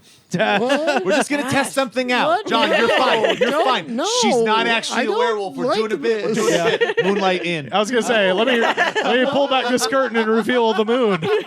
I'd like to show you something, John. Oh no! Get away from me with your seasoned The Howling body. Five. My podcast co-host is a werewolf. Oh, no. Oh man. Well, let's get down into some of these here ghosts. I got fucking too many, so I'm just gonna choose a I few. refuse to believe there are southern ghosts. I was about to say Savannah alone. Right. Savannah. That's how Savannah's you, made of ghosts, Yes. isn't it? it is made of ghosts. It's like some sort of hellmouth that also has a design school. So I actually did not include Savannah at all because That's an episode to itself. Yes, exactly. Yeah. I want to go there and do one of those. I did the ghost tour when I was little, and I think I would appreciate it more now. I gotta get out there and do that. It's hey, buddy, we're gonna get our damn southern tour together, man. But do not go in like June, July, August. Yeah, the humidity will kill you. Hey, you don't got to tell me. I think I've only ever traveled to the south in the winter one time. Oh, for my fucking album taping, we were there in December. Other than that, it has been June, July, August every time I've been there. Like I've only ever seen the south at its sweatiest. Yeah, I've moved to LA in 2012. I've only visited the south in the summertime twice, and it was for two of my absolute closest friends, Dr. Taz and Wes Van Horn, their weddings. I got to be real close. Otherwise, no. My delicate West Coast constitution can no longer handle an angry Dixie summer. You get that wet, I'll start wilting. summer nights out there. Fuck that. Fuck that. I'm over it. I did it for 24 years. I'm done. I've done it like 30 times, so it seems exotic. When you're driving by the bank and the fucking thing says 95 degrees, you're like, get the fuck out of here. You're not Phoenix. Shut up. You're never gonna be Phoenix. It's gross. Just be who you are. Don't be something you're not. So this one is really near and dear to my heart. Six Flags Over Georgia. Hell yeah. Oh God, what did we do? People have seen, this is again from Shadowlands, people have seen a little girl wandering around pretending like she is lost. But if you follow her, she will lead you so far into the woods, you won't be able to find your way back. And then you'll steal your wallet. Yeah, exactly. And then it says you'll turn. A bigger ghost fucks you up with a sock full of quarters. I want people to understand Six Flags Over Georgia is at the intersection of two major fucking freeways. Like, if you just walk in a straight line, guess what? You're going to get hit by an 18-wheeler. Like, you can't get lost in the woods. It's true. It's true. The only thing you're going to find in the woods is a viper, and I don't mean the snake. I mean the old roller coaster they had to tear down. Oh man, that thing was the shit. It was just in the woods. Yeah, it's stacked up in the parking lot, and some of it's falling into the woods. But yeah, it really did jerk you. It went so fucking fast. That's why they tore it down. Yeah, it's just giving people whiplash and shit. But it was just one of those coasters that would launch you out of the station, did one loop, and then up a big hill, and then backwards through the loop, and that's all it did. And that's very farm. That's called Montezuma's Revenge. Is that real? Very real. They named a roller coaster after the shits. They did. And it has existed since the mid-70s. I ask you this question. Would you dare tear that down, or would you just continue? It's a pretty good roller coaster with the funniest name in the world. I wouldn't ride it. It's great. It's so good. I love Montezuma. Yeah. Step right up, get in line for a Nuki Ball. That's right. Declared a historical landmark, and so it can't ever be torn down. It's pretty great. There's a roller coaster. I knew the roller coaster before the other term. So it's never registered for me because literally when you say the thing, I have never thought of it as poop stuff. I've only thought of it as a roller coaster I enjoy. This one's up in Blairsville, so North Georgia. Blairsville. I love Blairsville. This is where I've probably told this before. Blairsville, there's whatever the lake is up there. Some of our family married into Mormons, and the Mormons are doing so much better than the lapsed Catholic atheist sect of the family, and they have a lake house, and they had a family reunion up there one time, and we were staying in Blairsville and then driving up to the lake, and because they were Mormons, they don't drink, obviously, but they wanted to accommodate our wicked, hellion ways, so they bought 3 handles of Jack Daniels with no mixers. Because they were just like, here is alcohol. You love alcohol. So yeah, that's my Blairsville story. But this caffeine-free Coke still mixes with whiskey. Yeah. So this takes place at the old boot factory. Oh God. So the old boot factory, unfortunately, is not an old boot factory. It's a place that sells boots. So it is like an old spaghetti factory. I didn't make the joke because it didn't seem apt. No, it is. You're right. It's boots. They sell boots. Oh. So the man who worked there got tired of life. So and again, this is how it's written. The man who worked there got tired of life. So the man hung himself with the bootlaces. Oh, right. I was like, we're getting into creepypasta territory. Did you really need the excuse of being around boots? Like, well, I guess my life has just been reduced to boots. Well, Rope Factory felt a little like on the nose. I was booted into this world, and I'm going to boot myself out. Drive by there late at night, you can see him looking out at you. go to the back of the building and look through the window and there'll be a light on and you could see the man's body hanging there. I'm like, wow, anytime. They should clean that up. I know, they should really call the coroner's office there. We now go to Dalton. Oh, Do you know Dalton, Georgia? Dalton. Do you know the thing about Dalton? What's the thing about Dalton? It is the carpet capital of the world. Oh, boy. That's what they call themselves. They make carpets in Dalton, Georgia. So surprisingly not a carpet-related death, though, here. So, Disappointed. and again, this is how it's written. This is the Mitchell Bridge. There was a guy that was buried in the graveyard that was killed by decapitation. He was said to be rich, and he buried his money somewhere. On a rainy, stormy, foggy night, you will see a headless horseman, and he will chase you to tell you where the money is buried. Yeah.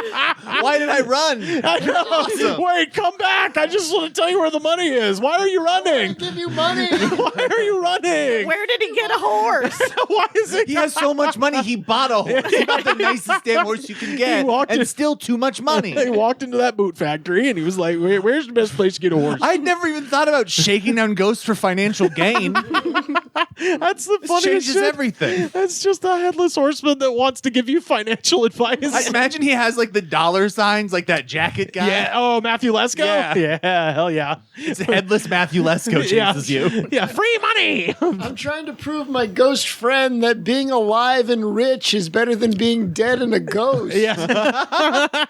That one fucking killed me. This one, closest metropolitan area to where I grew up, Columbus, Georgia. Shout out to Nico Brook, best damn comedian and comedy producer, working hard, producing damn shows down in Columbus, Georgia. If you're down in West Georgia, go see a comedy show put on by Nico. But anyway, this is from Twin Chapel Creek. It says, if you go down to the creek late at night, you can see a clown sitting there crying over the creek bed. And I thought this was a private place I could hang out. I know. Yeah. So again, the clown goes at the end of this story because the next thing it just says, also there's some children that come out to play with you and they'll say, come over here with us. We want you to see our house. They sound like the Buckwood. Yeah, I know. All the things that live in the woods. I think the woods makes you stupid. You live in the woods too long. It's like, come to the house. Pay no attention to the weeping clown. We're unrelated. We're an unrelated specter to the weeping. He's a red herring. He's got that his guy's own- just staring into his reflection in the river going like, come on, isn't there something to love here, parents? I am Pagliacci, though.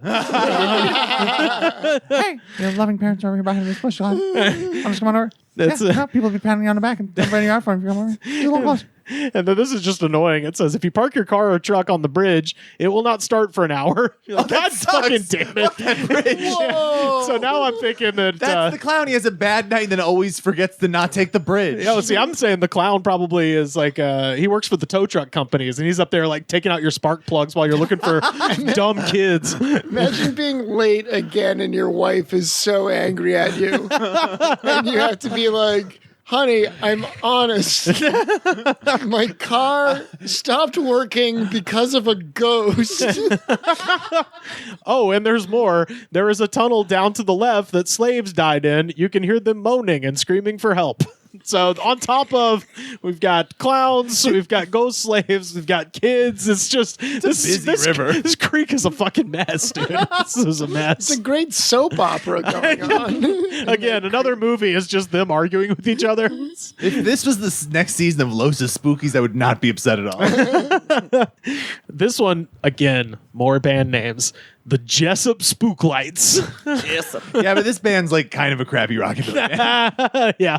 They just Like I'm not mad they're playing, but I did not show up to see them.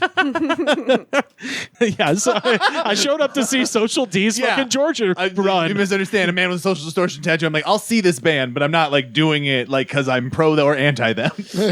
So just off Highway 84 in Wayne County between Jessup and Screven. It's a stretch of railroad track. Forgot about Scream. There's a stretch of railroad track that is haunted. That's a Nickelodeon cartoon. Yeah. It's Jessup and Screven. We're just getting all kinds of hijinks. And I should mention on the Shadowlands website, in the Georgia section, in the way that Massachusetts has a bunch of haunted bowling alleys, which is funny, Georgia has ghost trains. Like a lot of fucking ghost trains, which shout out to the Pine Hill Haints, one of my favorite bands of all time. They got some ghost train songs, and man, I've always wanted to see a fucking ghost train. What dude. is it about a ghost train? Like, is this just the ghost extension of fucking train people? No, it's the death of the industrial age, right? Like as soon as cars came in, trains became less common. So much in the way that ghosts are kind of from a forgotten era. This is something that Then is like the bowling alley the thing after trains that shows us when like the America falls apart. You're more? right. Bowling alleys are also kind of dead. This is like when we stopped having sports you could smoke while doing, we stopped becoming a proper country. Right. This war on smoking has taken some real casualties from us. Yeah. No, the ghost train represents the birth of individual transportation, much in the way that the downfall of the bowling alley closely related to the loss of union workers' rights. You know what I'm saying? Like when we traded unionism for neoliberalism in the early 70s, boy, nobody could get off work to go bowling. That was a working man sport. Damn, you tied this together. That's what I'm saying. So anyway, but you're a pro, sir. Also, random trivia, Please. but my dad actually worked on the railroad. Oh shit! Oh yeah, right on. Where How at? many ghosts did he install? Yeah. How many werewolves was he bitten by? Well, that's a family matter. You don't ask that kind of He got the treatment. He went to Paris. He's better now. He's fine. I loved it. He grew up in Illinois.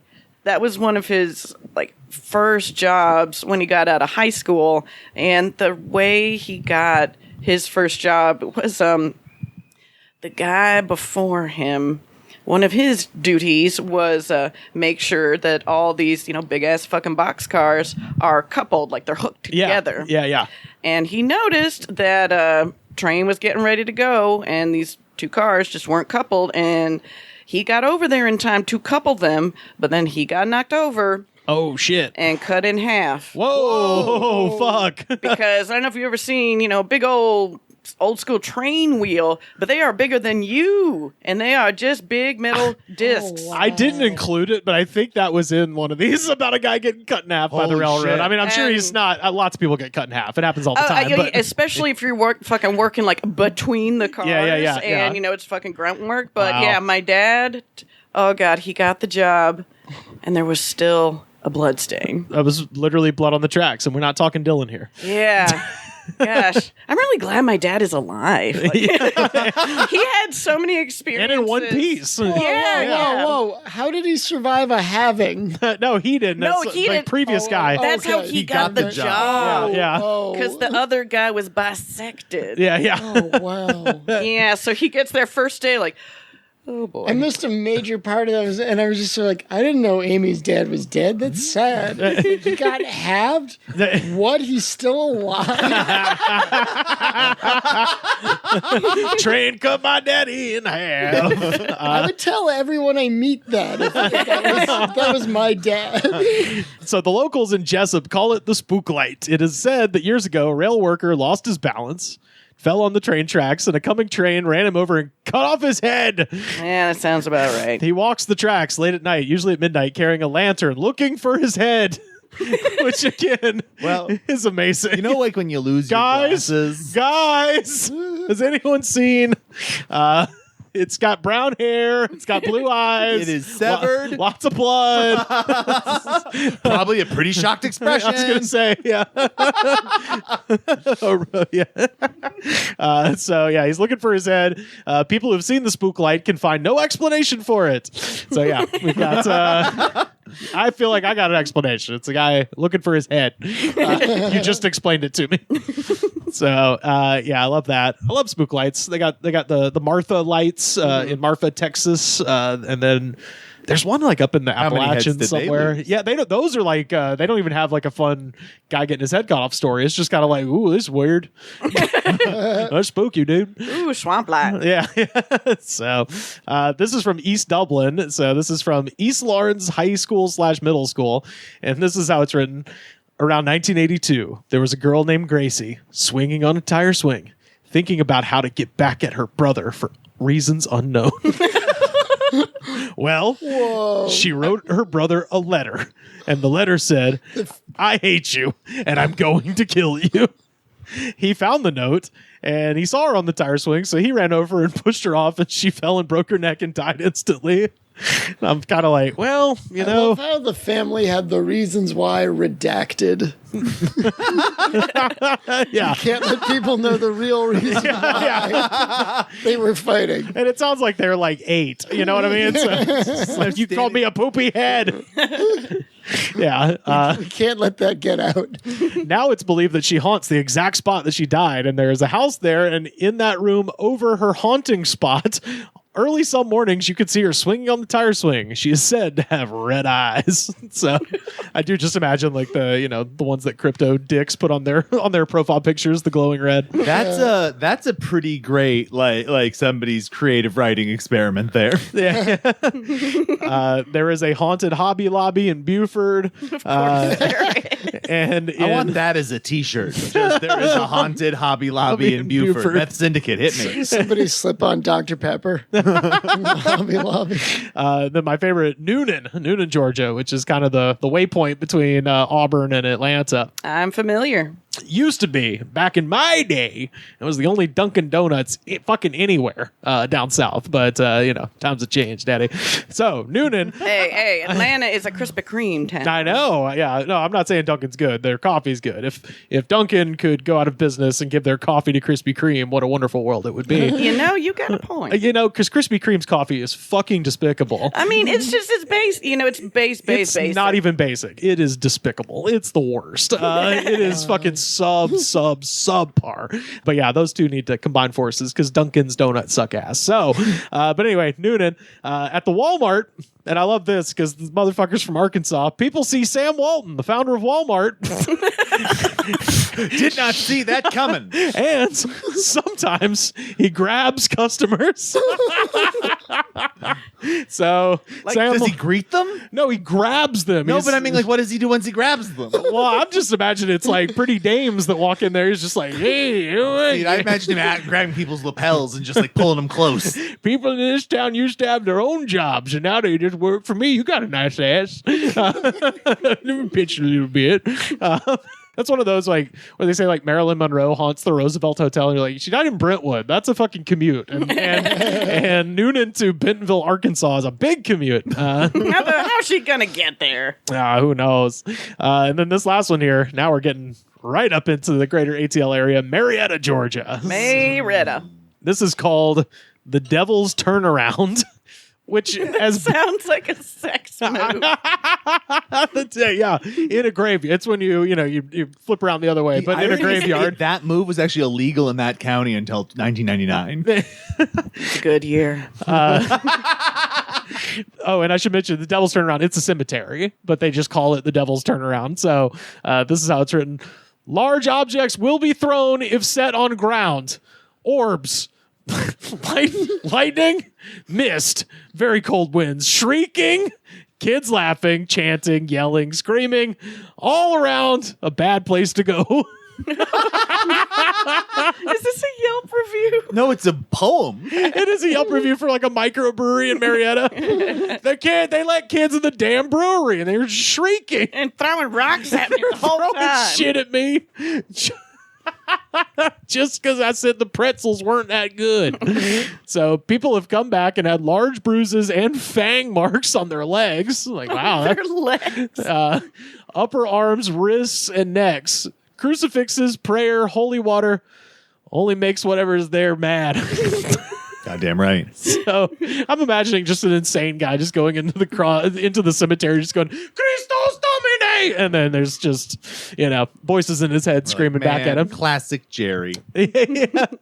If you go where no crosses or anything Christian-like, weekends are the worst time. It's just like it's a monster party on the weekends. It's just the Monster Mash. That's when the Monster Mash happens. They got like a monster Airbnb on weekends. So I should mention that this website in the pre-social media era, it was possible to have a website that people would read and then respond to. Mm-hmm. So a lot of the Shadowlands things, they would put things up. They'd be like, it's this cemetery. And then clearly someone sent them an email about don't fucking come here, please. Because people were going to these places. So on this one, it says family graves, tombstone. This is obviously an email that they got sent. Family graves, tombstones, and markers have been pushed over, broken, and stolen. Iron gates on family plots have been stolen. Fornicating, defiling family, and church property has taken place here as a result of thrill-seeking teenagers. God, it's Return of the Living Dead. Thrill-seeking teenagers and adults seeking the site out due to being listed on your website. As a warning to all who seek to trespass and or harm the church, its cemetery or surrounding property, you will be arrested and prosecuted. Arrests of 9 people as of October 8th, 2004 by the county sheriff's department. Anyone interested in the historical aspects of the church will want to visit or learn more about it, and you are welcome to contact a member of the trustee board. So anyway, they got mad about that one, but yeah. So take caution, ghost hunters. That's all I'm saying. There were several where the email was just like, my husband will shoot you. Yeah, I was about to say, like, she's being friendly. Yeah, Out it here in Oxnard, the where the CSU Channel Islands was a mental institution. Oh, that good. For many years had lots, and that was like our big go-to place for ghost stories and stuff. Hell yeah. And there was a dairy adjacent to it that also had a bunch of stuff associated with it. That got Ghost cows? It got the name Scary Dairy. Oh, fuck yeah. But Scary Dairy developed a real thing where when you went to the ghost sites, they're like, hey, here's some vintage pictures and information. It has become gang territory. You cannot go. You will be shot. Yeah, the Oxnard locos Yes. will have And their so fucking revenge. And then, like, you saw a couple of reviews, and a couple of them were like, "Hey, no, for real, super don't go." It was one of the more harrowing, progressive, like, comment things, but also like that's how good all the weird, scary stories there were. But yeah. like. I have such a distinct memory of like warnings like that. Where just reading that Scary Dairy thing and go like because my friend was like, maybe we could go do that tonight. We're 19 and have nothing to do. Yeah, and it was like, and he was like, I swear, isn't there something about that? And we read that. I was like, I guess we'll watch Family Guy. Yeah. I can't win a knife fight, so We had already at that point, I believe, broken into that private property that was covered in mannequins. Oh, good. And that felt like pushing our luck at the time. oh my god. Actually, now we did push our luck because I brought my mom later. Whoa. Because she didn't believe it existed. I was like, bullshit, I'm taking you and we're breaking in. Amy, have you ever been to Warm Springs, Georgia? I have not. So Warm Springs is best known as the spot where Franklin Roosevelt would receive polio treatment in the hot mineral spas that are naturally occurring in that area. But also they have their old like town, which is just a bunch of like, it's like a fake Western town where they have a watermelon festival. And then the rest of the year, the other 364 days, it's just nothing. But they have scattered around the courtyard of the old fake Western town. You know, when you go to Kmart and they have those little cars out front where you put 50 cents in it, Yeah. they have probably 30 of those. What? And they are just exposed to the elements. So their voice boxes have all been warped by the rain and humidity, and they're all motion activated. So as you walk around, I remember specifically there's a Bozo the Clown ride, and you walk by and it literally is just going. They're not going to have a wedding there? There is an amazing shout out to the buffet across the street. Is There's a top buffet notch. across. Now I am going to like. Top notch. You can have, dude. Warm Springs rules. It's cool. I'm telling you, buddy. We gotta plan. We gotta Yeah, plan this it's gonna- this southern tour. I'm just gonna take you around. I mean, It's fuck, literally fuck just- comedy. Let's just It's go literally eat. just going to be me full of wonder at all things. Let's just go eat, look at spooky shit. So that's a tour of the Peach State and its haunted clowns and werewolves. Sweet as its namesake. Yeah, absolutely. Aw. Well, what is a hate? Well, don't ask me. Go out to the hills, ask the old oak tree.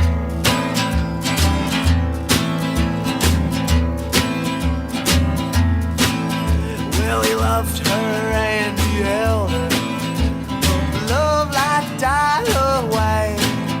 Now he walks these hills and lonely trails, no rest till judgment. I said,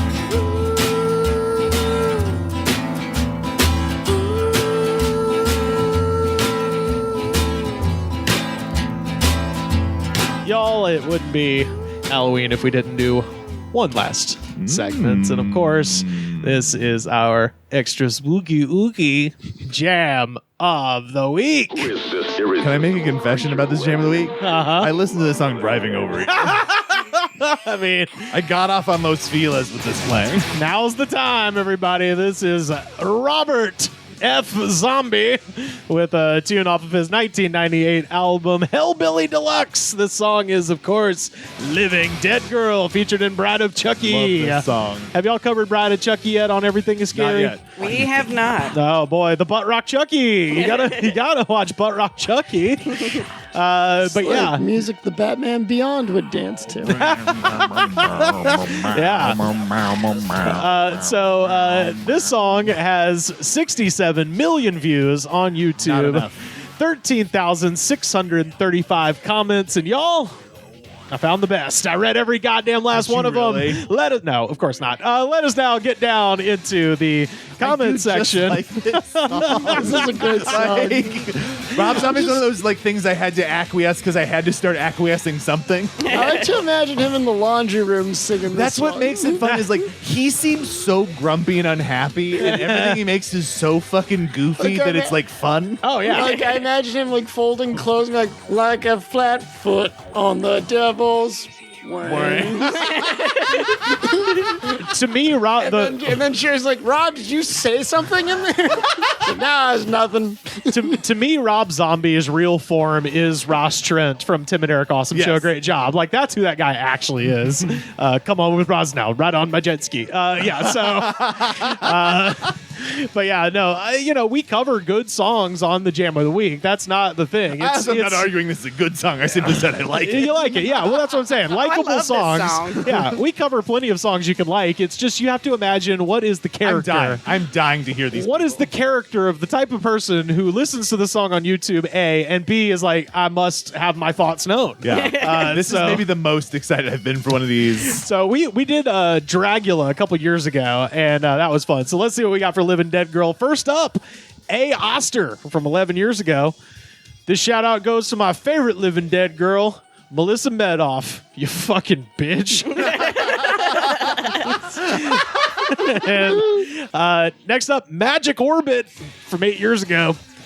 Every time I hear this, I get flashbacks to either a drunken night at a strip club or a middle-aged White House party where the chicks start making out. Good times, I tell you. Wow. And White House is not capitalized. I think this is some location that he is aware of and not the actual White House, but it does make it funny to imagine 1998 Bill Clinton just... is a pretty seminal fucking strip club jam. Oh, yeah. Oh, Zombie, I've his whole definitely catalog. never been to a strip club and not heard this. I'm now realizing, is that why I like this song? Is this exactly like a G6 where my brain was just like, we have a playlist going, you don't need to pay attention to it. I'd hate to think that the city of Atlanta and my brain would be associating together with strip clubs. My Oh, brain no. goes here when I should be driving. Bill Hess from 1 year ago. It's Bill Hess.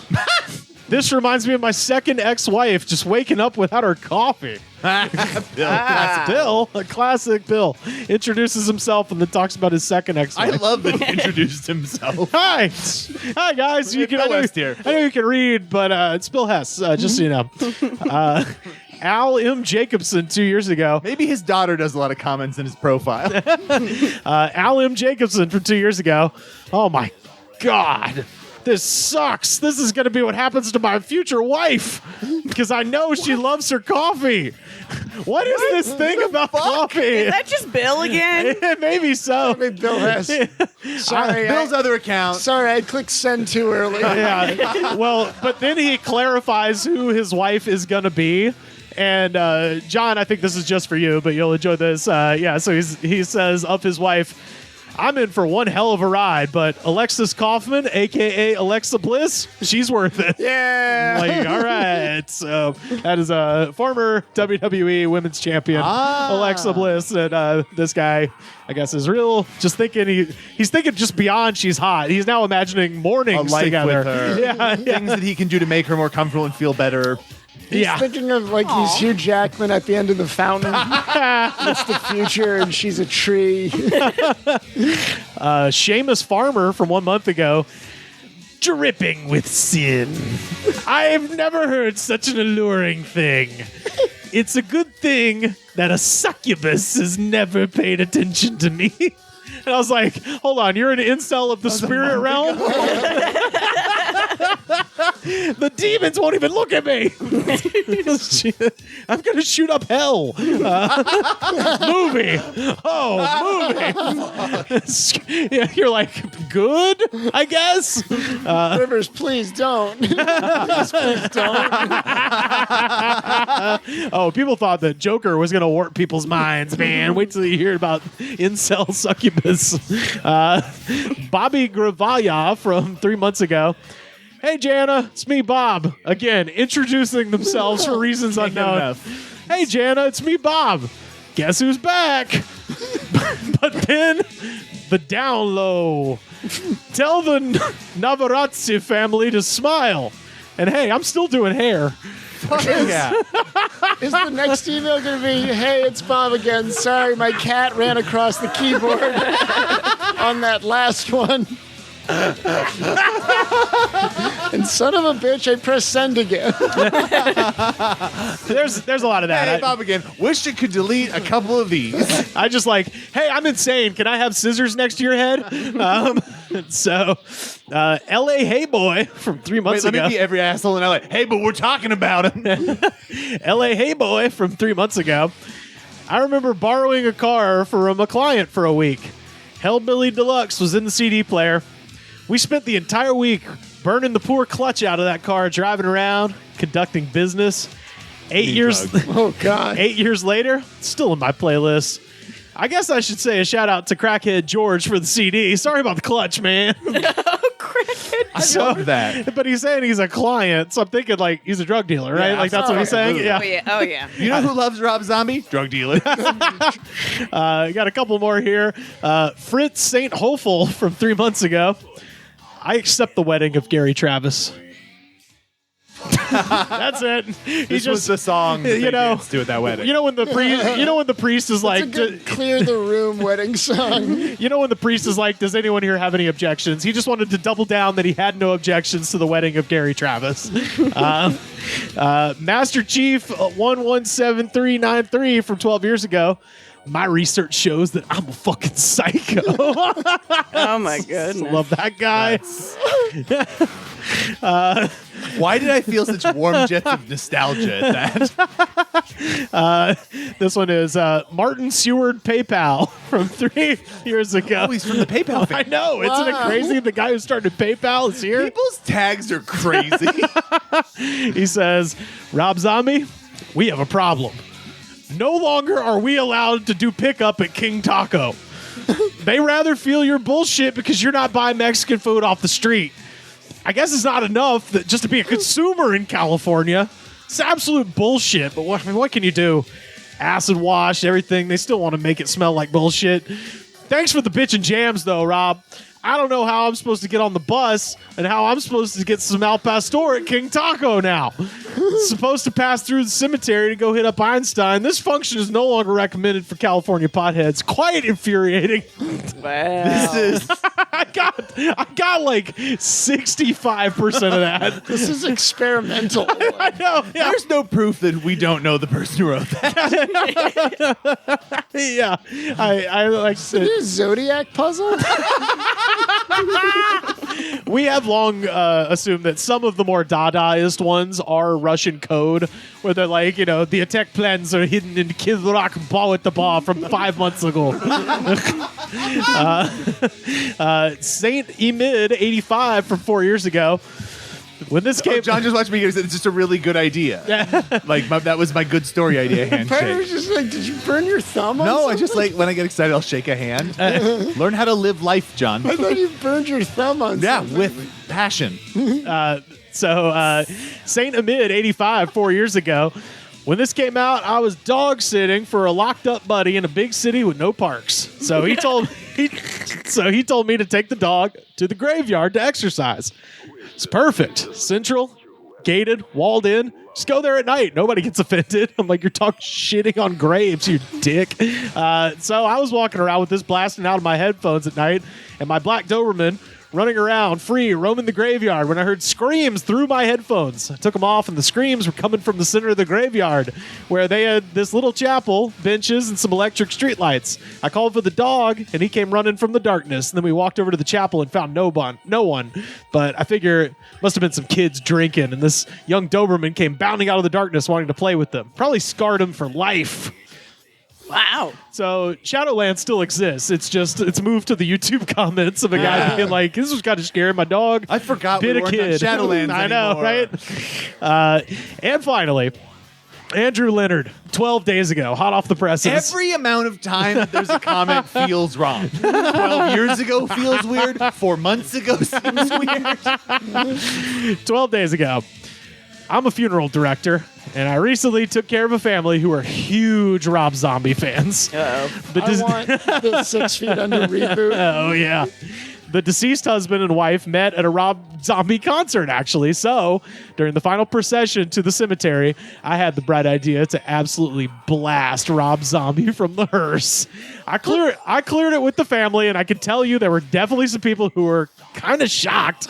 Other people Rules so hard. Other people, though, they gave us the thumbs up, and it was quite the experience. The family loved it. Yes, I would do it again in a heartbeat, and if it helped a family with their grief. And no, I'm not your normal funeral director, so fight me. Fucking, you're the best. That's amazing. Holy hell. Oh, boy. That is Rob Zombie, Living Dead Girl, our jam of the week. Good jam. Great jam. Amy Drolet, where can people find you on the internet? On Instagram at Gutter Butterfly, and you can find me on Twitter at the Gorgor Girl. All right. Hell yeah. Kyle Clark, where can people find you online? Well, Amy and I have a little show called Everything is Scary. Yeah. Comes out Saturdays, and we talk about a scary movie. I describe it as a couple of gal pals gabbing about horror. Gabbing about horror. And we've covered quite the gamut. We did a whole run this year for a while doing Asian splatter horror. Yes. Oh, yeah. Which really goes some places. I like it as a horror show because I feel like you've never heard two more upbeat people talking about the level of graphic violence we were often talking about. We have a running bit that will not sell the show at all, where we accidentally keep picking movies where dogs die. Oh, boy. We have a moment since incident calendar that goes. I was going to say, Where the Red Fern Grows is terrifying. You'd be shocked how many people are like, what we should do in this movie to really spice things up. Yeah. It's fucking bum out Kyle and Amy. That's why we, I think, had a little extra appreciation for the Meg movies. Oh, sure. The dog lives. Dog makes it through 2 full movies. Nice. 2 movies. Hell yeah. And so also within that show, Amy does an Instagram show with our social media guy, Frank Gillen, who's friends of this show Shout as well. out to Frank in the Empire State. Yes, and they do The Graveyard Shift. which is similar but streaming. But yeah, and then you can follow me at Kyle Clark is rad, and then also I'm going to shamelessly whore a single episode of our show. Oh, yeah. For This Is Rad, one of the great sister shows to this show. Yes. We do our Halloween stuff, but very specifically our Halloween special this year, I'm very excited about. Also, I worked very hard on last year's, and it is the least listened to episode in the history of our show. Okay, yeah. So I'm doing an extra push this year. All right. And just in case you people want more out of it, Rivers Langley maybe has a voice in it. Oh, yeah. Amy Drolet maybe has a voice in it. Maybe I went and got a special celebrity guest, and when I say celebrity, I mean my friend Keith Carey, to also put a story. Hey. What the fuck do you people want? Please listen. Hell yeah. And then go back and listen to the other one and go, hey, that was pretty good.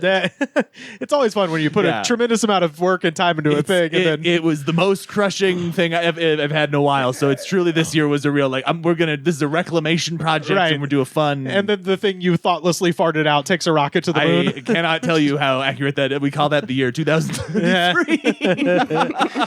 John Ungaro, where can people find you online? Not really anywhere. I got See, that's why I could eat up his plug. I don't really do much online. I have an Instagram. Go find him at his house. He's funny. Just knock on his door and be like, I Watch want to John from the windows.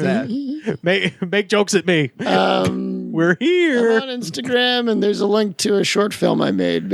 Please be kind and watch it. It's a werewolf movie. Yeah. That seems pertinent. Relevant. Yeah. Yeah. Go check that out. What's the name of the film, Bar? It is called Vagrant. It is called Vape Are you Pen. flirting with the audience? No, it is called Vape Pen. That's the name of the movie. Not at all. Jesus This is just started just from scary to sexy all of a sudden. And now I've never seen John act so coy. I was going to say, yeah, bloodshot come hither eyes. That's new. So you can follow me on Twitter, Instagram, Blue Sky, and Threads. Maybe someday I'll post on those latter two. At Rivers Langley, you can find our show on Twitter, at The Goods Pod, every episode ever, youtube.com/The Goods Pod. Best way to support the show, head to patreon.com/thegoods-pod. Second best way to support the show, head to Apple Podcasts, rate, review, and subscribe. Show the attitude of gratitude, because if you do not have the attitude of gratitude, daddy, several pigmen will attack you. Just come on back here.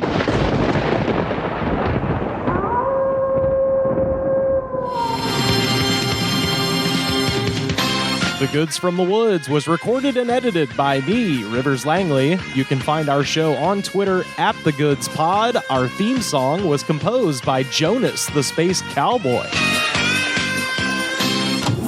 This was a Brain Freeze podcast.